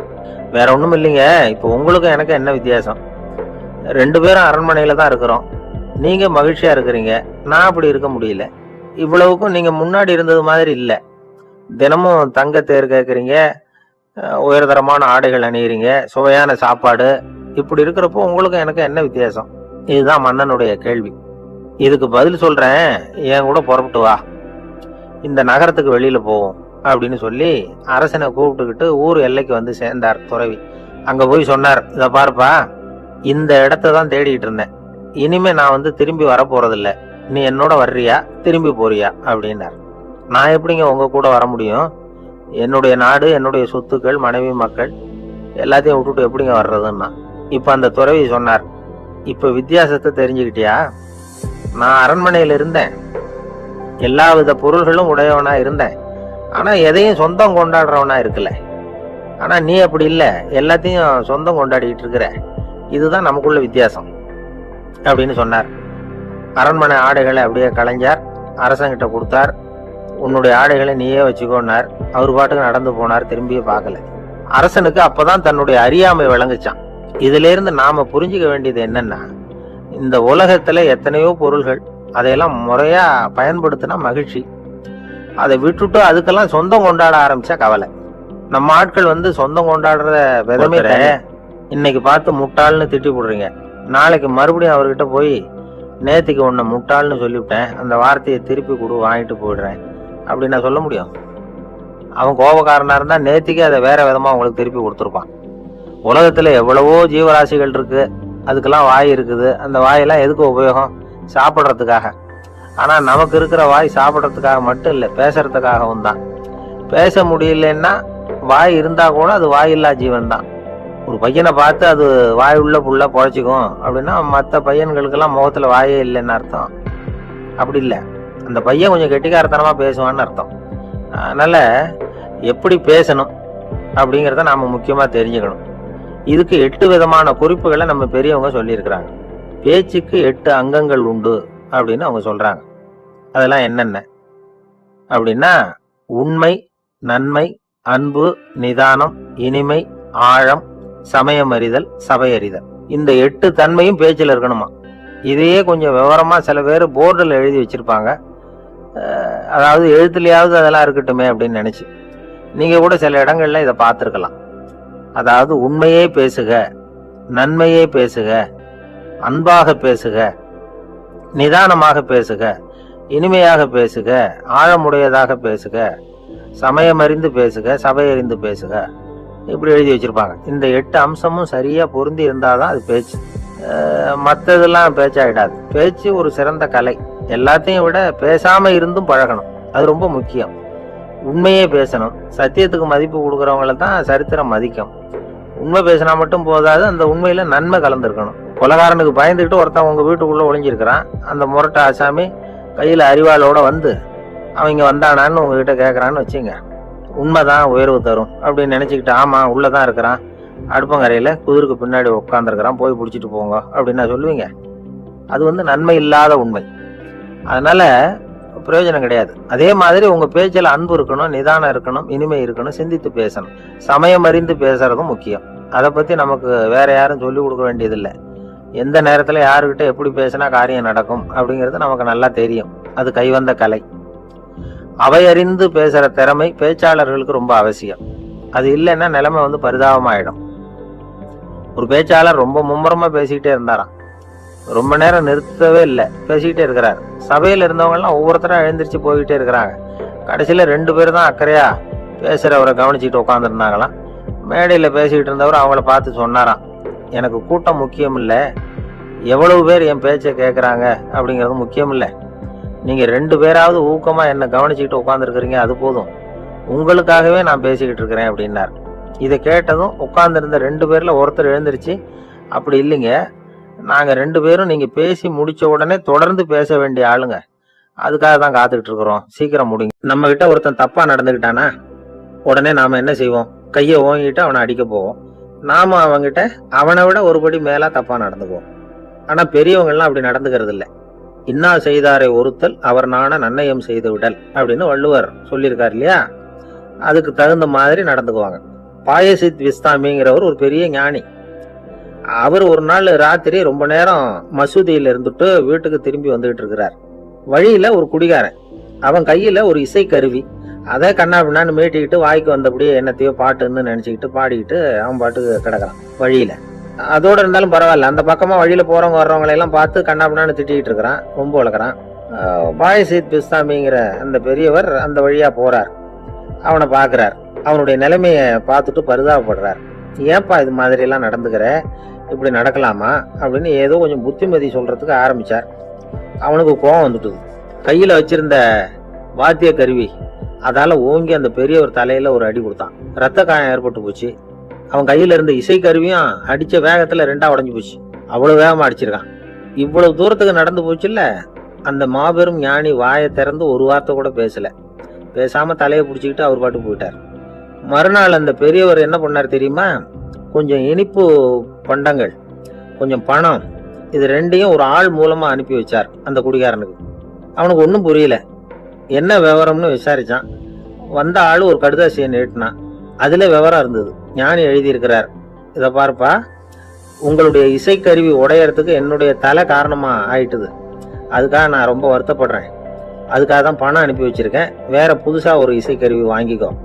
அப்புறம் இன்னொரு விஷயம், நேற்றுக்கு ராத்திரி என்கிட்ட ஏகப்பட்ட கசப்பான வார்த்தைகளை பேசினேன். இதோட அனுப்பியிருக்கிற இனிப்பு பண்டங்களை சாப்பிட்டு உன்னுடைய நாவலில் உள்ள கசப்பை மாற்றிக்கோ அப்படின்னு அதில் எழுதப்பட்டிருந்தது. இந்த சமயத்தில் அவன் குடி மயக்கத்தில் இல்லை, தெளிஞ்சு போயிருந்த நேரம் இது. அதனால் அதை படித்த உடனே அவனுக்கு ரொம்ப வெக்கமாக போச்சு. தலை குனிஞ்சான், யோசனை பண்ணான். கொஞ்ச நேரத்தில் தன்னுடைய நண்பர்கள் சில பேரையும் கூப்பிட்டுக்கிட்டு நேராக அந்த ஞானி இருக்கிற இடத்துக்கு ஓடினான். அவர் காலில் விழுந்தான். அவர்கிட்ட மன்னிப்பு கேட்டுக்கிட்டான். பெரியவங்களே தெரியாமல் நான் இந்த பாவ செயலை பண்ணிவிட்டேன், என்னை மன்னிச்சுங்க. உங்களுடைய பொறுமையும் போதனையும் என்னுடைய கண்ணை திறந்துட்டுது. இனிமேல் நானும் என்னுடைய நண்பர்களும் நல்ல வழியில் திருந்தி வாழ போகிறோம் அப்படின்னா. ஞானி செய்த நன்னயம் குடிகாரனை எப்படி திருத்திருக்கு பார்த்தீங்களா? இந்த கதையை கேட்டுவிட்டு ஒருத்தர் சொன்னார், என் வாழ்க்கையில் கூட அப்படி ஒரு சம்பவம் நடந்தது சார். நானும் ஒரு நாள் ராத்திரி ஓவராக குடிச்சிட்டு ஒரு கிட்டாரை வாசிச்சுக்கிட்டு கண்ணாபின்னான்னு உளறிக்கிட்டு திட்டிக்கிட்டு இருந்தேன். அந்த சமயம் அந்த வழியாக ஒருத்தர் வந்தார். ஓங்கி தலையில் ஒரே ஒரு அடி, ரத்தம் வந்துட்டுது. அதுக்கப்புறம் என் மனசு தெரிஞ்சுட்டுது சார் அப்படின்னார். அப்படியா என்ன ஆச்சரியமா? ஆமாம் சார், அடி விழுந்தது அவர் தலையில் இல்லை, என் தலையில். வந்தவர் என்ன அப்படி அடிச்சுட்டார். மயக்கம் தெளிஞ்சதுக்கு அப்புறம் தான் எனக்கு விவரம் புரிஞ்சுது. அவர் ஒரு போலீஸ்காரரு அப்படின்னார் ரொம்ப சோகமா. ஒரு ஆளு இன்னொருத்தங்கிட்ட ஒரு கொடை கடன் வாங்கியிருந்தான், திருப்பி கொடுக்கல. கொடையை கொடுத்தவன் கேட்டான், என்கிட்ட கடன் வாங்கினிய கொடை, அதை கொஞ்சம் திருப்பி தர்றியான்னா. அது உனக்கு இப்போ அவசரமா தேவைப்படுதா அப்படின்னு கேட்டான் இவன். எனக்கு தேவைப்படல, அந்த கொடையை நான் யாருக்கிட்ட வாங்கியிருந்தேனோ அவனுக்கு இப்போ அது அவசரமா தேவைப்படுது அப்படின்னு நானும். அந்த ஆள், அந்த ஆளுக்கு பேச தெரியாது, அவர்கிட்ட கொஞ்சம் எச்சரிக்கையா நடந்துக்கோ அப்படின்னு சொல்றது உண்டு. அப்படின்னா என்ன அர்த்தம்? அவர் இன்னமும் குழந்தையாவே இருக்கிறாரு, இன்னும் பேச்சு வரலன்னு அர்த்தம்? அப்படி இல்லை, அவருக்கு நாகரிகமா பேச தெரியலன்னு அர்த்தம். பேசுறதுங்கிறது மனுஷனால மட்டுமே முடியக்கூடிய ஒரு காரியம். அப்படி இருந்தும் அதோட பெருமையை அவன் இன்னமும் சரியா புரிஞ்சுக்கலன்னு தான் சொல்லணும். அதனாலதான் அவன் அளவுக்கு அதிகமா வார்த்தைகளை கொட்டி போடுறான். அதுக்கப்புறம் அதையெல்லாம் திருப்பி அள்ள முடியாம கிடந்து கஷ்டப்படுறான். கொட்டுன வார்த்தை. ஊர்ல ஒரு புகழ்பெற்ற பத்திரிகையாளர் இருந்தார். அவரு ஒரு நாள் திடீர்னு இறந்து போயிட்டார். அதுக்கப்புறம் நேரா சொர்க்கத்துக்கு போனார். சொர்க்கத்தின் வாசல்ல நின்றுகிட்டு இருந்த ஒருத்தர் அவரை தடுத்தார். இத பாரு, ஏற்கனவே இங்க 12 பத்திரிகையாளர்கள் இருக்கிறாங்க, அவங்களுக்கு இங்க வேலை இல்லை. அதுக்கு என்ன காரணம்னா, சொர்க்கத்துல திடுக்கிடும் செய்திகள்லாம் ஒன்றும் கிடையாது. அப்படி என்ன இருக்க போகுது இங்க எல்லாம் அது ஒழுங்கா நடந்துகிட்டு இருக்கோம். எல்லாம் ஒழுங்கா நடந்தா பத்திரிகைகளுக்கு சுவாரஸ்யமான கொலை கொள்ளை தீ வைப்பு இது மாதிரி எதுவும் இங்க இல்லை. ஏற்கனவே இங்க இருக்கிறவங்க எல்லாரும் மரத்தடியில் உட்காந்துக்கிட்டு தியானம் பண்ணிட்டு இருக்கிறாங்க. அந்த ஒரே செய்தி தான் தினமும் இங்க வந்துகிட்டு இருக்குது. அதை படிக்கிறதுக்கே இங்க ஆள் கிடையாது. அதனால நான் என்ன சொல்றேன்னா, நீ பேசாம நரகத்துக்கே போயிடு. அங்க எவ்வளவோ நிகழ்ச்சிகள் நடந்துகிட்டு இருக்கு. அங்கதான் அதிகமான பத்திரிகையாளர்கள் தேவைப்படுறாங்க. அங்க உனக்கு நிறைய வேலை இருக்கும். அதை செய்யறதில்ல, நீயும் மகிழ்ச்சியா இருக்கலாம் அப்படின்னு சொன்னாராம். அங்க அந்த சொர்க்கத்தின் வாசல்ல நின்றுகிட்டு இருந்தவர். இந்த பத்திரிகையாளர் அங்கேயே நின்று கொஞ்சம் யோசனை பண்ணார். இவருக்கு சொர்க்கத்திலே இருக்கணும்னு தான் ஆசை. அதனால மெதுவா அவர்கிட்ட பேசினாராம். ஐயா, என்ன ஒரு 24 மணி நேரம் இங்க உள்ள இருக்கிறதுக்கு அனுமதி கொடுங்க. இங்க இருக்கிற பல பத்திரிகையாளர்களை எனக்கு தெரியும். அவங்கள சில பேரை சமாதானப்படுத்தி மெதுவா பேசி நரகத்துக்கு அனுப்பி வச்சுடுறேன். நான் இங்க இருந்துக்கிறேன். உங்க கணக்குப்படி 12 பேருக்கு மேல இங்க தாண்டாது, அப்படி பாத்துக்கிறேன் அப்படின்னாராம். அவரும் யோசனை பண்ணி பார்த்துட்டு, சரி அப்படியே உனக்கு அனுமதி கொடுக்குறேன், ஆனா ஒரு விஷயம், 24 மணி நேரம் தான் அனுமதி, அதுக்குள்ள எல்லாம் நடக்கணும் அப்படின்னு இருக்காரு. சரின்னு சொல்லிவிட்டு இந்த பத்திரிகையாளர் உள்ள போனார். யோசனை பண்ணார். திட்டம் போட்டு ஒரு பொருளையை கிளப்பி விட்டார். சக பத்திரிகையாளர்கள் எல்லாம் கூப்பிட்டு சொன்னாராம், இந்த பாருங்க, நரகத்துல ஒரு பெரிய தினசரி பேப்பரை கொண்டுகிட்டு வர்றதுக்காக திட்டம் போட்டுக்கிட்டு இருக்காங்க. அதுக்கு பல அதிகாரிகள் தேவைப்படுறாங்க. நிறைய சம்பளம் கிடைக்கும். யார் யாரெல்லாம் நரகத்துக்கு போக ஆசைப்படுறாங்களோ அவங்கெல்லாம் போகலாம் அப்படின்னு ஒரு பொருளையை கிளப்பி விட்டார். 24 மணி நேரம் கழிச்சு வாசல் பக்கம் போனார். அங்க இருந்தவர்கிட்ட எத்தனை பேர் வெளியேறினாங்கன்னு விசாரிச்சாராம். அப்போ அவர் இவரை நீ வெளியே போகக்கூடாது, முதல்ல உள்ளதான் இருக்கணும் அப்படின்னு தடுத்தாராம். அப்புறம் சொன்னாராம், நீ சொன்ன செய்தியை கேட்டதும் இங்க இருந்த எல்லா பத்திரிகையாளர்களுமே நரகத்துக்கு போயிட்டாங்கப்பா, உள்ள யாருமே இல்லை, அதனால நீ உள்ளே இருக்கலாம் அப்படின்னாராம். இதை கேட்டதும் இந்த பத்திரிகையாளரே குழம்பி போயிட்டார். ஒருவேளை உண்மையிலேயே நரகத்துல புதுசா பத்திரிகை ஏதாவது ஆரம்பிக்க போறாங்களோ அப்படின்னு அவரே நினைக்க ஆரம்பிச்சுட்டாராம். அப்புறம் சொன்னாராம், ஐயா என்னை விட்டுருங்க, நான் நரகத்துக்கே போயிடுறேன், அங்க ஏதோ விசேஷம் இருக்கணும் அப்படின்னாராம். இல்லைன்னா இத்தனை பேரும் ஒட்டுமொத்தமா அங்க போறதுக்கு சான்ஸே இல்லை, என்ன தடுக்காதீங்கன்னு கெஞ்ச ஆரம்பிச்சுட்டாராம். மற்றவங்க நம்பணுங்கிறதுக்காக ஒரு பொருளையை கிளப்பி விட்டார். கடைசியில தானே அந்த பொருளைக்கு ஆளாயிட்டார். அதாவது பிறரை ஏமாற்றிய அவரது மனம் கடைசியில அவரையே ஏமாத்த ஆரம்பிச்சுட்டு பாருங்க.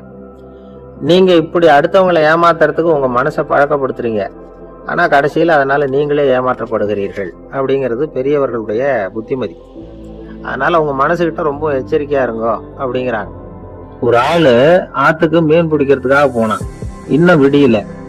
அதுக்குள்ள வலையை எடுத்துட்டு கிளம்பி போயிட்டான். வெளிச்சம் வர்றதுக்கு முன்னாடியே போய் சேர்ந்துட்டான். விடிகிற வரைக்கும் என்ன பண்றது, சும்மா கரையிலேயே உட்காந்து காலை ஆட்டிட்டு இருக்கிறான். காலில் ஏதோ ஒரு சின்ன மூட்டை தட்டுப்பட்டது. இருட்டுல அது என்னன்னு சரியா தெரியல. மூட்டைக்குள்ள சின்ன சின்ன கல்லா நிறைஞ்சிருக்குது. சும்மா பொழுது போகணுமேங்கிறதுக்காக இவன் அந்த மூட்டைக்குள்ள இருந்து ஒவ்வொரு கல்லா எடுத்து ஆத்துல வீசிக்கிட்டு இருக்கிறான். விடிகிற வரைக்கும் வேற வேலை இல்லைங்கிறதுனால இப்படி செஞ்சுக்கிட்டே உட்காந்துருக்கிறான். கிழக்க மெதுவா வெளிச்சம் தெரிய ஆரம்பிச்சது. பொழுது விடியறதுக்கான அறிகுறி. இதுக்குள்ள அந்த மூட்டையில இருந்த எல்லா கல்லையும் எடுத்து வீசி எறிஞ்சுட்டான். கடைசியா ஒரே ஒரு கல்லு மட்டும்தான் கையில பாக்கி இருந்தது. வெளிச்சம் வந்ததும் அந்த கல்லை பார்த்தான். அப்படியே திகைச்சு போயிட்டான். அடடா, இது வரைக்கும் தெரியாம தப்பு பண்ணிட்டோமே அப்படின்னு நினைச்சான். ஏன் தெரியுமா, அவன் கையில இருந்து வெறும் கல் இல்ல, விலை வசந்த ரத்தன கல். அது இருட்டுல என்னன்னு புரியாததுனால மூட்டையில இருந்த எல்லா ரத்தன கல்லையும் ஆத்துல வீசி எறிஞ்சிருக்கிறான். இப்போ அவனுக்கு அழுகையே வந்துடும் போல இருந்தது. வாழ்க்கையை வசதி ஆக்கிக்கிறதுக்கான வாய்ப்பு அவனுக்கு இருந்தது. இருந்தாலும் இருட்டுல அதை இழந்துட்டான். அந்த வகையில அவனுக்கு கொஞ்சம் அதிர்ஷ்டம் இருந்திருக்குது. அதாவது ஏதோ ஒரு வகையில இருந்திருக்குது. அதனாலதான் அந்த கடைசி கல்ல எரியறதுக்குள்ள வெளிச்சம் வந்துட்டு. பல பேருக்கு அந்த அளவு கூட அதிர்ஷ்டம் வர்றது இல்ல. எல்லாத்தையும் வீசினதுக்கு அப்புறம் தான் வெளிச்சம் வரும். என்னன்னு விவரம் தெரியாமலே எழுந்திரிச்சு வந்துருவாங்க. வாழ்க்கைங்கிறது ஒரு பெரிய புதையல். அதை புரிஞ்சுக்காம மனுஷன் அதை வீசி எரிஞ்சுக்கிட்டு இருக்கான் அப்படிங்கிறது தான் பெரியவங்க கருத்து. சில பேருக்கு புரிஞ்சுக்கிற நேரம் வரும், அதுக்குள்ள வாழ்நாள் எல்லாம் ஓடி போயிருக்கும். அதுக்கப்புறம் என்ன பண்றது? நம்ம ஆளுங்க அங்க போய் என்ன சொல்லுவாங்கன்னா, இந்த பாரு அங்க போவாத இங்க போவாதன்னு பயமுறுத்துறது உண்டு. சில பேர் அங்க பேய் இருக்குது, பிசாசு இருக்கு அப்படின்னு பொருளையை கிளப்பி விடுறது உண்டு. இருட்டு நேரம், காட்டு வழியா ஒருத்தன் போய்கிட்டு இருக்கிறான். அங்க பேய் பிசாசு நடமாட்டம் இருக்கிறதாக வதந்தி. இவன் பயந்துகிட்டே வேகமா போறான். காடு முடிஞ்சு மெயின் ரோட்டுக்கு சேர்ந்தான். அப்பாடா, ஒரு பஸ் நின்றுட்டு இருக்கு தனியா.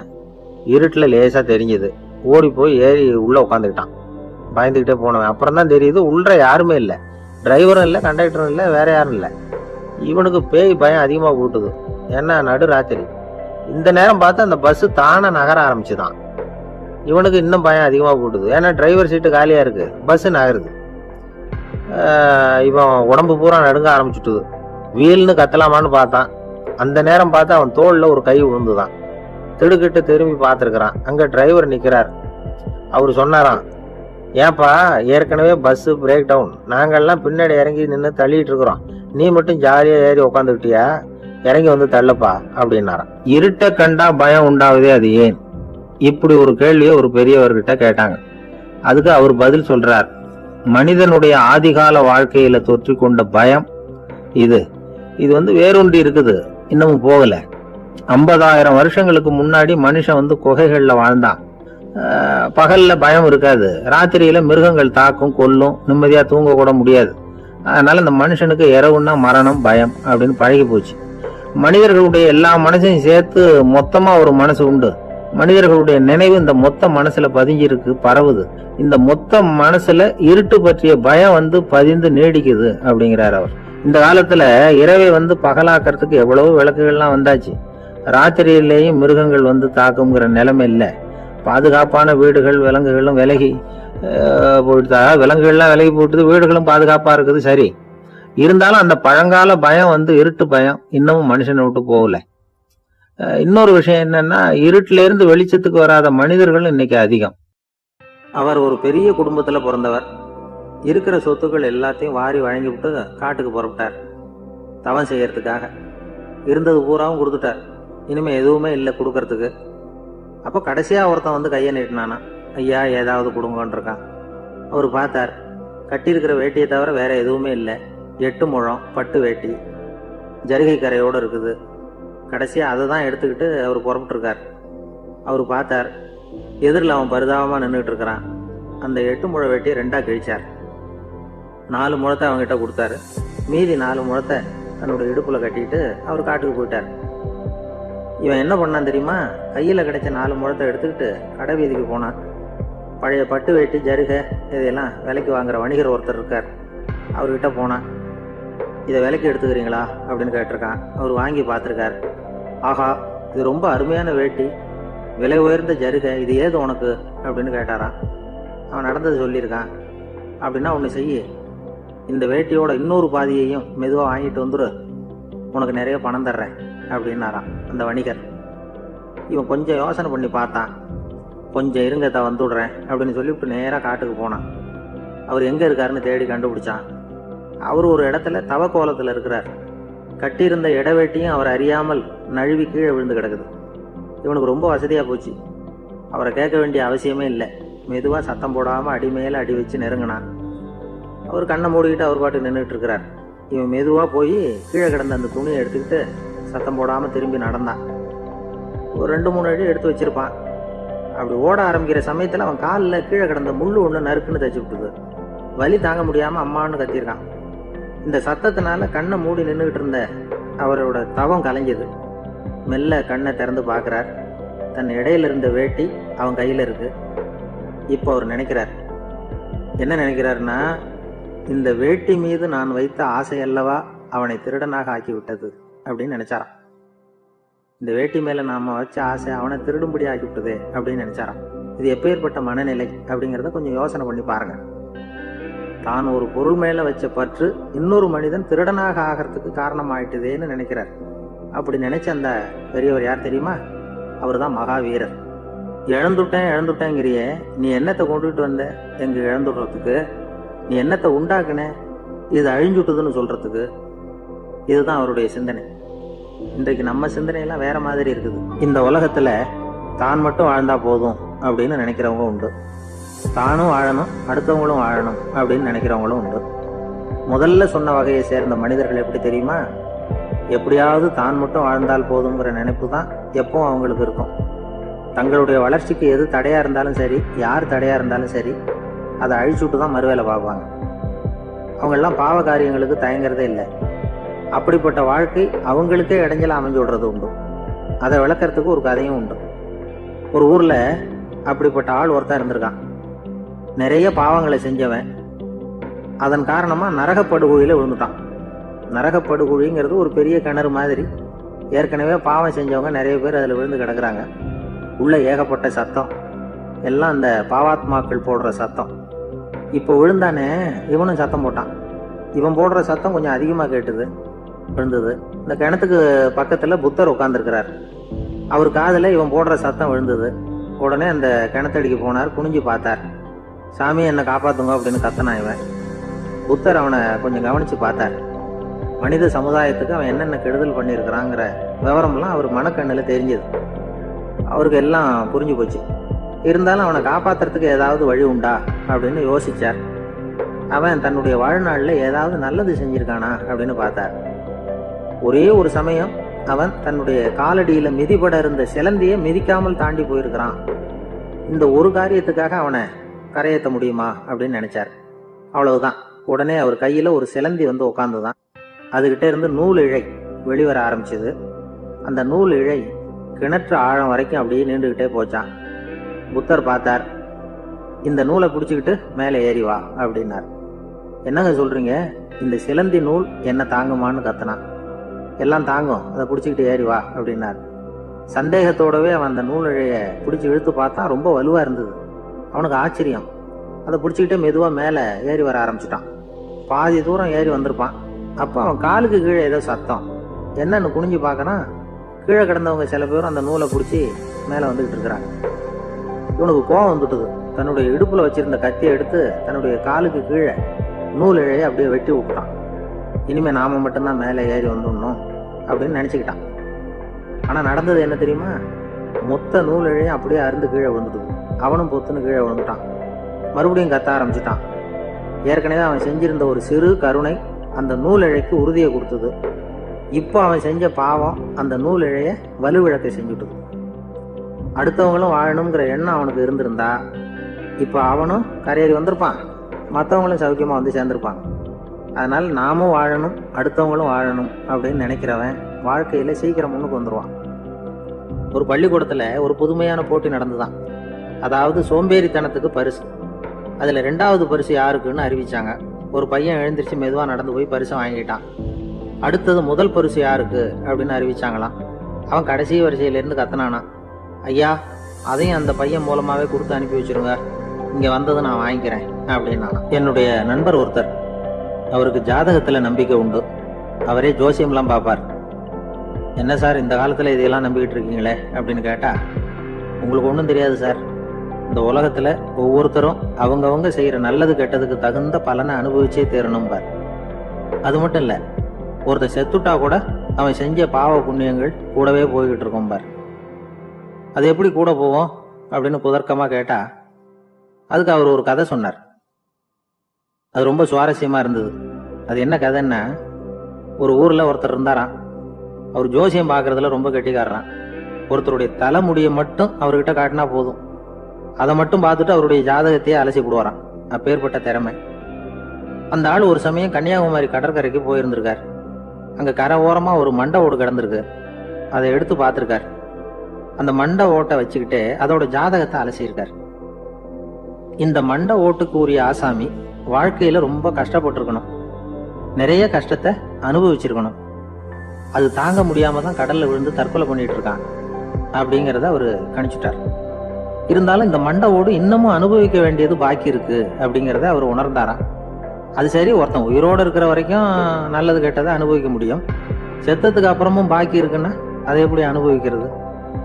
இந்த மண்டை ஓட்டுக்கு இன்னும் கொஞ்சம் பாக்கி இருக்குங்கிறது அவருக்கு புரிஞ்சதே தவிர அதோட அர்த்தம் என்னங்கிறது சரியா விளங்கல. சரி, இதை இன்னும் கொஞ்சம் விவரமா ஆராய்ச்சி பண்ணுவோம் அப்படின்னு நினைச்சுக்கிட்டு அதை தன்னுடைய வீட்டுக்கு எடுத்துட்டு போயிட்டார். அந்த மண்டை ஓட்டை ஒரு பெட்டியில வச்சு பூட்டினார். தன்னுடைய தனி அறையில அதை பத்திரமா வச்சுக்கிட்டார். தினமும் ராத்திரி ஆனதும் தன்னுடைய மனைவியை பார்த்து, நீ போய் பூஜை அறையில தனியா படுத்துக்க அப்படின்னு சொல்லிவிட்டு தினம் ராத்திரி 12 மணிக்கு பெட்டியை திறந்து அவர் பார்ப்பார். மண்டை ஓடு அப்படியே இருந்தது தவிர இன்னும் கொஞ்சம் பாக்கி இருக்குங்கிறதுக்கு அர்த்தம் அவருக்கு விளங்கல. அந்த மண்டை ஓட்டுக்கு இன்னும் என்ன பாக்கி இருக்க போகுது? இப்படியே ஒரு 10 நாள் போச்சு. இந்த வீட்டம்மாவுக்கு சந்தேகம் வந்துட்டுது. நம்ம வீட்டுக்காரரு நம்மளை தனியா ஏன் தூங்க சொல்றார் அப்படிங்கிற சந்தேகம். உடனே பக்கத்து வீட்டு அம்மா கிட்ட விஷயத்த சொல்லியிருக்கிறாங்க. அந்த அம்மா உடனே, நீ கவலைப்படாத, நான் கண்டுபிடிச்சு சொல்றேன் அப்படின்னு சொல்லிவிட்டாங்களாம். அன்னைக்கு ராத்திரியே ஜன்னல் வழியா எட்டி பார்த்துருக்குறாங்க. இந்த ஆள் மண்டை ஓட்டை கையில வச்சுக்கிட்டு அது திருப்பி திருப்பி பார்த்துக்கிட்டு இருக்கிறான். அதை பார்த்துட்டாங்க. மறுநாள் காலையில அவரோட மனைவியை பார்த்தாங்க. ஏம்மா, உன் வீட்டுக்காரருக்கு நீ முதல் மனைவியா 2வது மனைவியா அப்படின்னு கேட்டாங்களாம். எனக்கு தெரிஞ்ச வரைக்கும் நான் ஒருத்தி தான் அவருடைய மனைவி அப்படின்னாங்களாம் அவங்க. அப்படி இல்லை, நீ அவருக்கு 2வது மனைவி. முதல் மனைவியின் மண்டை ஓட்டை தான் அவர் தினமும் ராத்திரியில் எடுத்து பார்த்துக்கிட்டு இருக்கிறார் அப்படின்னாங்க அடுத்த வீட்டு அம்மா. அப்படியா விஷயம் அப்படின்னு சொல்லிவிட்டு கணவன் வீட்டில் இல்லாத நேரமா பார்த்து அந்த மண்டை ஓட்டை எடுத்து கொண்டாந்து ஒரு உரல்ல போட்டு உலக்கையால குத்தி நொறுக்க ஆரம்பிச்சுட்டாங்க. வெளியில போயிருந்த அந்த ஆள் அப்பதான் உள்ள நுழைஞ்சார். மண்டை ஓடு உலக்கை கிட்ட குத்து வாங்கிட்டு இருக்கு. அது அனுபவிக்க வேண்டியது இன்னும் கொஞ்சம் பாக்கி இருக்குங்கிறதுக்கு அர்த்தம் எனக்கு இப்பதான் புரிஞ்சுது அப்படின்னாராம் அவர். இந்த கதையிலேருந்து நாம இன்னொரு நீதியையும் புரிஞ்சுக்கணும். அதாவது நம்ம வீட்டை பத்தி நமக்கு புரியாததெல்லாம் அடுத்த வீட்டுக்காரங்களுக்கு நல்லா புரியும். இந்த காலத்துல ஒருத்தர் ஒரு நீச்சல் குளத்துல நீச்சல் அடிச்சுட்டு இருக்கிறார். காவலுக்கு இருந்தவர் அதை கவனிச்சுட்டார். கரையில இருந்து சத்தம் போட்டாராம், இதோ பாருங்க, இங்க ராத்திரி 8 மணிக்கு மேல நீச்சல் அடிக்கிறது சட்டப்படி குற்றம், அதுக்கு அனுமதி கிடையாது. தெரியாதா உங்களுக்கு அப்படின்னாராம். இதுக்கு அவரு, ஐயோ நான் நீச்சல் அடிக்க வந்தவன் இல்லைங்க, சும்மா சுத்தி பார்க்க வந்தவன், தடுமாறி குளத்துல விழுந்துட்டேன், நீச்சல் தெரியாது, அதனால தத்தளிச்சுக்கிட்டு இருக்கிறேன் அப்படின்னு கத்துனாராம். கரையில இருந்தவர் பார்த்தார். ஓ அப்படின்னா சரி, அதுக்கு ஒன்றும் தடை இல்லை அப்படின்னு சொல்லிவிட்டு அவர் பாட்டு நடந்து போயிட்டாராம். ஒருத்தன் நடுத்தெருவில் உட்காந்து அழுதுகிட்டு இருந்தான். அந்த வழியா வந்தவர் ஒருத்தர், ஏன்பா அழறேன்னு கேட்டாராம். 5 ரூபா சார், அது எனக்கு இந்த இடத்துல விழுந்துட்டுது, ரொம்ப நேரமா தேடுறேன், கிடைக்காது போல இருக்கு அப்படின்னு சொல்லிவிட்டு அழறான். எப்போ தொலைஞ்சதுன்னு கேட்டாராம் அவரு. அது எனக்கு தெரியாது சார், பணத்தை தொலைச்சவன் தேடி பார்த்துட்டு போயிட்டான், நான் அவனுக்கு பின்னாடி தேட வந்தவன் அப்படின்னு நானா. ஒரு ஊர்ல 4 நண்பர்கள் இருந்தாங்க. 4 பேரும் சோம்பேறிகள். 4 பேருக்கும் எந்த வேலையும் செய்யறதுக்கு உடம்பு வளையறதில்லை. இருந்தாலும் சோம்பேறித்தனத்துல ஒருத்தருக்கு ஒருத்தர் கொஞ்சம் வித்தியாசம் உண்டு. அதுக்கு தகுந்த மாதிரி அவங்க அவங்களுக்கு பேர் அமைஞ்சு போச்சு. ஒருத்தன் கால் சோம்பேறி, இன்னொருத்தன் அரை சோம்பேறி, அடுத்தவன் முக்கால் சோம்பேறி, கடைசி ஆளு முழு சோம்பேறி. இவங்க 4 பேரும் நண்பர்கள். அப்புறம் எப்படி காரியம் நடக்கும்? 4 பேரும் ஒரு வீதியில் அப்படி நடந்து போயிட்டு இருக்கிறாங்க. நல்ல பசி, எங்கேயாவது சோறு போடுவாங்களா அப்படின்னு பார்த்துக்கிட்டே வந்தாங்க. அவங்க வந்த வழியில ஒரு 1 ரூபா காசு கிடந்தது தரையில. அவங்க கண்ணில் அது பட்டுது. ஆனாலும் அதை குனிஞ்சு எடுக்கணுமே, அதுக்கு சோம்பேறித்தனம். முழு சோம்பேறி பார்த்தான். பக்கத்தில் வந்துகிட்டு இருந்த முக்கால் சோம்பேறி கிட்ட சொன்னானா, டேய் அதை கொஞ்சம் குனிஞ்சு எடுறா அப்படின்னானா. அவன் என்ன பண்ணான் தெரியுமா? அதுக்கு அடுத்தபடியா வந்த அரை சோம்பேறி கிட்ட சொன்னானா, என்ன எல்லாரும் பேச, நீ அதை கொஞ்சம் குனிஞ்சு எடுறா அப்படின்னானா. அவன் இவனை விட மோசம், அடுத்தவங்க கிட்ட சொல்லியிருக்கிறான். அவனும் குனியறதுக்கு தயாரா இல்லை. ஆக கூடி கடைசியில யாருமே காசை எடுக்கல. என்னத்துக்கு அனாவசியமா உடம்ப வளைச்சிக்கணும் அப்படின்னு எல்லாரும் பேசாம வந்துட்டாங்க. அவங்க பாட்டுக்கு நடந்து வந்துகிட்டே இருக்கிறாங்க. எதிரில் ஒருத்தன் வாழைப்பழத்தை வண்டியில வச்சு தள்ளிட்டே வந்தான். ரூபாய்க்கு 4 பழம்னு கூவி வித்துக்கிட்டே வர்றான். இப்ப அந்த முழு சோம்பேறி சொன்னானா, டேய் வழியில கிடந்தத 1 ரூபா, அதையாவது எடுத்துக்கிட்டு வந்திருந்தா இப்ப இந்த பழத்தை வாங்கி ஆளுக்கு 1 சாப்பிடலாமே அப்படின்னானா. ஆமா சாப்பிட்டுருக்கலாமே அப்படின்னாங்களாம் மற்றவங்களும். ஆனாலும் திரும்பி போய் அதை எடுக்கணும்னு யாருக்கும் தோணலை. பேசாம சோர்ந்து போய் நடந்து வந்தாங்களாம். இருட்டி போச்சு. வழியில ஒரு கோவில். சரி இங்கேயே படுத்து தூங்குவோம் அப்படின்னா ஒருத்தன். அதுதான் சரின்னாங்க மற்றவங்களும். அப்படியே மண்டபத்தில் படுத்துட்டாங்க.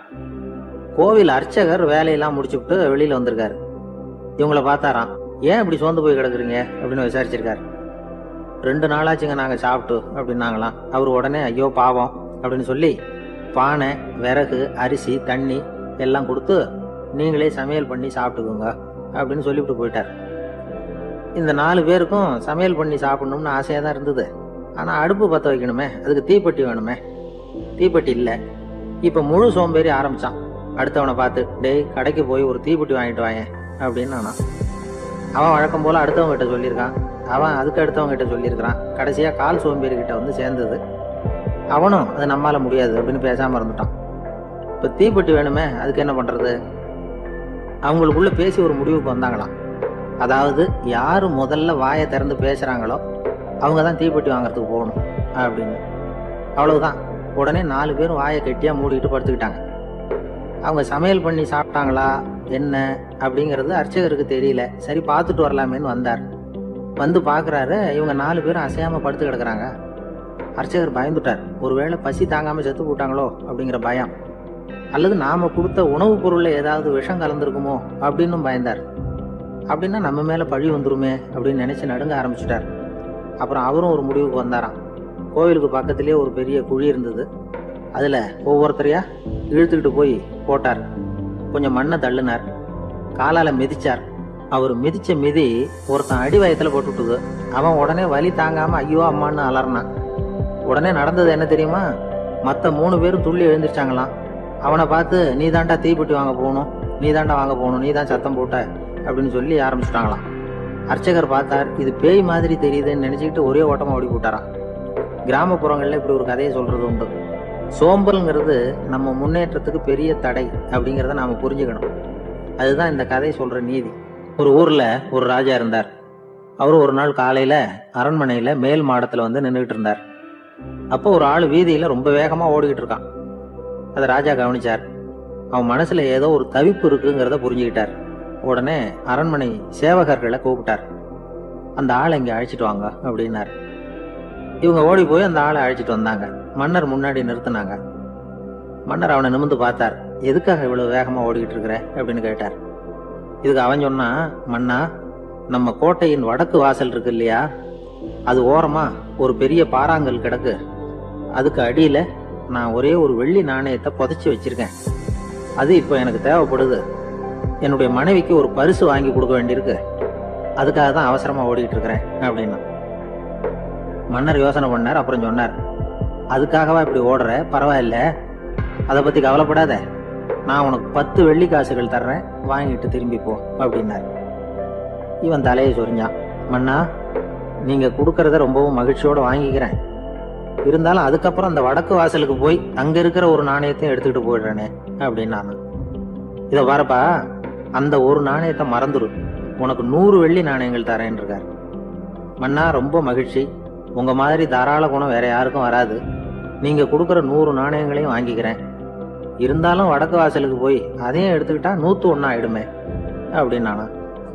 இதை பாருப்பா, அந்த ஒரு நாணயத்தை மறந்துடு, அது எக்கேடாவது கெட்டு போட்டோம். நான் உனக்கு 100 பொற்காசுகள் தரேன், அதையாவது வாங்கிட்டு வந்த வழியிலேயே திரும்பி போடுன்னாராம். தங்க நாணயங்களே தரேன்னு சொல்றீங்க, தாராளமா வாங்கிக்கிறேன். இருந்தாலும் வடக்கு வாசலுக்கு போய் அப்படின்னு மறுபடியும் ஆரம்பிச்சான். அரசர் பொறுமை இழந்துட்டார். கடைசியா ஒரு முடிவுக்கு வந்துட்டார். இதை பாருப்பா, உனக்கு என்னுடைய ராஜ்யத்திலேயே பாதியை கொடுத்துட்றேன், அப்படியாவது திருப்தியா திரும்பி போ அப்படின்னாராம். மன்னா, உங்களுடைய பெருந்தன்மைக்கு ஈடு இணையே கிடையாது. தேசத்திலேயே பாதி பிரிச்சு கொடுக்குறேன்னு சொல்றீங்க, அதனால உங்ககிட்ட ஒரு சின்ன வேண்டுகோள் அப்படின்னானா. சொல்லுன்னாராம் மன்னர் ஆர்வமா. இவன் மெதுவா ஆரம்பிச்சான். அப்படி இந்த ராஜ்யத்தை 2ஆ பிரிக்கிறப்போ அந்த வடக்கு வாசல் இருக்கிற பக்கத்தை என்கிட்டயே கொடுத்துருங்கோ அப்படின்னானா. மன்னர் அசந்து போயிட்டார். இந்த கதை எதுக்காகன்னு கேட்டா, மனம்ங்கிறது ஒரு குரங்குங்கிறத புரிஞ்சுக்கிறதுக்காகத்தான். உன்னை பிடிச்சுக்கிட்டா லேசில விடாது. அப்படிப்பட்ட மனச அறிவு தான் வழி நடத்தணும். அதுலதான் வாழ்க்கையின் வெற்றி அடங்கி இருக்குது. ஒரு சின்ன பையன் தெருவில் அழுதுகிட்டு இருந்தான். ஏன்பா அழுவுறேன்னு ஒரு பெரியவர் கேட்டார். 1 ரூபா காசை இங்க தொலைச்சுட்டேன் அப்படின்னா. சரி, அதுக்காக அழாத, அதுக்கு பதிலாக 10 ரூபா தரேன், இந்தா வச்சுக்கோன்னு கொடுத்தாரு. இந்த 10 ரூபாய வாங்கி சட்டப்பையில போட்டுக்கிட்டு அதை விட அதிகமா சத்தம் போட்டு அழ ஆரம்பிச்சுட்டான். மறுபடியும் ஏன்டா அழறேன்னு கேட்டார் பெரியவர். அந்த 1 ரூபாயும் கிடைச்சிட்டுதுன்னா இப்ப என்கிட்ட 11 ரூபா இருக்குமே, இப்போ 10 ரூபா தானே இருக்கு அப்படின்னு சொல்லிவிட்டு அழறான். ஒரு ஊர்ல ஒரு ஆள் இருந்தான். அவன் ஒரு நாள் கோயிலுக்கு போனான். கடவுள்கிட்ட வேண்டிக்கிட்டான், எனக்கு ஒரு 1 லட்சம் ரூபா நீ கொடுத்தா நான் உன் சன்னதியில ஒரு தேங்காய் உடைக்கிறேன் அப்படின்னு வேண்டிக்கிட்டான். கடவுள் பார்த்தார். உடனே அவன் கண் முன்னாடி தோன்றினார். இந்தா நீ கேட்ட 1 லட்சம் ரூபாய் அப்படின்னு சொல்லி அவன் கையில பணத்தை கொடுத்துட்டு மறைஞ்சிட்டார். இவனால நம்பவே முடியல. இவ்வளவு சுலபமா கிடைக்கும்னு தெரிஞ்சிருந்தா அனாவசியமா ஒரு தேங்காய் உடைக்கிறேன்னு வேண்டியிருக்க வேண்டியது இல்லையே அப்படின்னு நினைச்சான். இருந்தாலும் வேண்டுதலை நிறைவேற்ற வேண்டியது கடமை. அதுக்காக என்ன பண்ணா, பக்கத்துல ஒரு கடைக்கு போனான். ஒரு தேங்காயை கையில் எடுத்தான். இது என்ன விலைன்னு கேட்டான். 5 ரூபான்னார் கடையில இருந்தவர். அதிகமா இருக்குதே விலைன்னா. அப்படின்னா ஒண்ணு செய்யுங்க, அடுத்த ஊருக்கு போங்க, அங்க தென்னந்தோப்பு அதிகம், அதனால அங்க இதை விட குறைஞ்ச விலைக்கு கிடைக்கும் அப்படின்னார். சரின்னு அடுத்த ஊருக்கு கிளம்புனான். அங்க போய் விசாரிச்சான். ஒரு தேங்காய் 3 ரூபாய் விலைன்னாங்க. இதுவும் அதிகமா தெரியுதேன்னா. அப்படின்னா ஒண்ணு செய்ய, அதுவும் அந்த ஆத்து ஓரமா ஒரு தென்னை மரம் இருக்கு பார், அதுல நீயே ஏறி பறிச்சுக்கோ, ஒரு தேங்காய்க்கு 1 ரூபா கொடுத்தா போதும் அப்படின்னார் அந்த தோப்புக்கு சொந்தக்காரரு. இவனுக்கு மரம் ஏற தெரியாது. இருந்தாலும் ஆசை யார விட்டுது, விலை சல்லிசா இருக்குதே. ஆத்து ஓரம் போனா தட்டு தடுமாறி அந்த மரத்துல ஏறினா. அந்த தென்னை மரம் வளைஞ்சி ஆத்து பக்கம் போய் அப்புறம் நிமிர்ந்து இருந்தது. அதாவது மரத்தின் உச்சி சரியா ஆத்துக்கு நடுவுல இருந்தது. ஆத்துல வெள்ளம் கரை புரண்டு ஓடிட்டு இருக்கு. இவன் கடவுள் கொடுத்த 1 லட்சம் ரூபாயை மடியில வச்சு இறுக்கி கட்டிக்கிட்டான். உச்சிக்கு போய் காய் பறிக்கிற சமயத்துல காத்து மழையும் பலமா கலந்து அடிக்க ஆரம்பிச்சுட்டுது. கால் வழுக்கி விட்டுட்டுது. இவன் சடார்னு ஒரு தென்னை மட்டையை பிடிச்சிக்கிட்டு தொங்க ஆரம்பிச்சிட்டான். கீழே பயங்கரமான வெள்ளம், மடியில 1 லட்சம் ரூபா பணம், என்ன செய்யறதுன்னு தவிக்கிறான். இந்த சமயம் கரையில ஒரு யானை பாகன் யானையை குளிப்பாட்டிக்கிட்டு இருக்கிறான். அது அவன் கண்ணில் பட்டுது. ஐயா ஒரு உதவின்னு கத்துனான். அவன் என்ன செய்யணும்னு கேட்டான். உன் யானையை மெதுவா இங்க அழைச்சிட்டு வா, எனக்கு நேரா கீழே நிறுத்து, என் காலை பிடிச்சி மெதுவா கீழே இறக்கி விட்டுரு, என் மடியில இருக்கிற பணத்துல உனக்கு 10,000 ரூபா தரேன் அப்படின்னா. அவன் பார்த்தான். காலை கையை பிடிச்சா கூட எவனும் இந்த காலத்துல 10 ரூபாய்க்கு மேல தரமாட்டேங்கிறான், இவன் காலை பிடிச்சா 10,000 தர்றேங்கிறான் அப்படின்னு யோசனை பண்ணா. உடனே யானையை கொண்டுட்டு போனான். அவனுக்கு நேராக கீழே நிறுத்தினான். அவன் காலை பிடிச்சான். அவ்வளவுதான். அந்த நேரம் பார்த்து யானை மெதுவாக நடந்து அப்பால போட்டுது. இப்போ யானை பாகன் அவன் காலை கெட்டியாக பிடிச்சிட்டு தூங்குறான். பரிதாபமாக மேலே பார்க்குறான். அவன் மட்டையை பிடிச்சிட்டு தூங்குறான். இப்போ யானை பாகன் சொல்கிறான், தம்பி மட்டையை விட்டுறாத, கெட்டியாக பிடிச்சிக்கோ, நான் உனக்கு 10,000 ரூபா தரேன், இதோ மடியில் தான் வச்சுருக்கேன்னா. மேலே தொங்குறவனுக்கு இந்த நிலைமையிலேயும் ஒரு சந்தோஷம், மேற்கொண்டு ஒரு 10,000 ரூபா நமக்கு கிடைக்கும் போல இருக்கே அப்படின்னு. இந்த சமயத்தில் ஒருத்தன் ஒட்டகத்தை ஓட்டிகிட்டு வந்தான் அந்த பக்கமாக குளிப்பாட்டுறதுக்கு. யானை பாகம் பார்த்துட்டான். ஐயா ஒட்டகக்காரரே, அதை இங்கே கொண்டுட்டு வா, எங்கள் காலை பிடிச்சி பத்திரமா இறக்கி விடு, நாங்கள் பணம் கொடுக்குறோம்னா. அவனும் பணத்துக்கு ஆசைப்பட்டு வந்தான். அவன் காலை பிடிக்கிற சமயம் ஒட்டகமும் நழுவி போட்டுது. இப்போ 3 பேருமே வரிசையாக தொங்குறாங்க. ஒட்டகக்காரன் கத்துறான், தம்பி மட்டையை விட்டுறாத, கெட்டியா பிடிச்சிக்கோ, நான் என் மடியில் இருக்கிற 5,000 உனக்கு தந்துடுறேன்னா. மேலே தொங்குறவனுக்கு இன்னமும் சந்தோஷம், இவனும் பணம் தர்றேங்கிறான் அப்படின்னா இன்னைக்கு நமக்கு மொத்த பண வரவு எவ்வளவு அப்படின்னு ஒவ்வொன்றா கூட்டி பார்க்க ஆரம்பிச்சான். மனக்கணக்கு சரியா வரல. அதனால அப்படியே விரல விட்டு எண்ண ஆரம்பிச்சான். அவ்வளவுதான். மட்டையை விட்டுட்டு கை நழுவி வந்துட்டுது. 3 பேரும் பொத்துன்னு ஆத்துல விழுந்தாங்க. படாத பாடுபட்டு தட்டு தடுமாறி கரைக்கு வந்து சேர்ந்தாங்க. 3 பேர் மடியில் இருந்த பணமும் ஆத்தோட போட்டுது. பேராசை பெருநஷ்டம் அப்படின்னு ஒரு பழமொழி இருக்குல்ல, அதை விளக்கறதுக்காக சொல்லப்பட்ட கதை இது.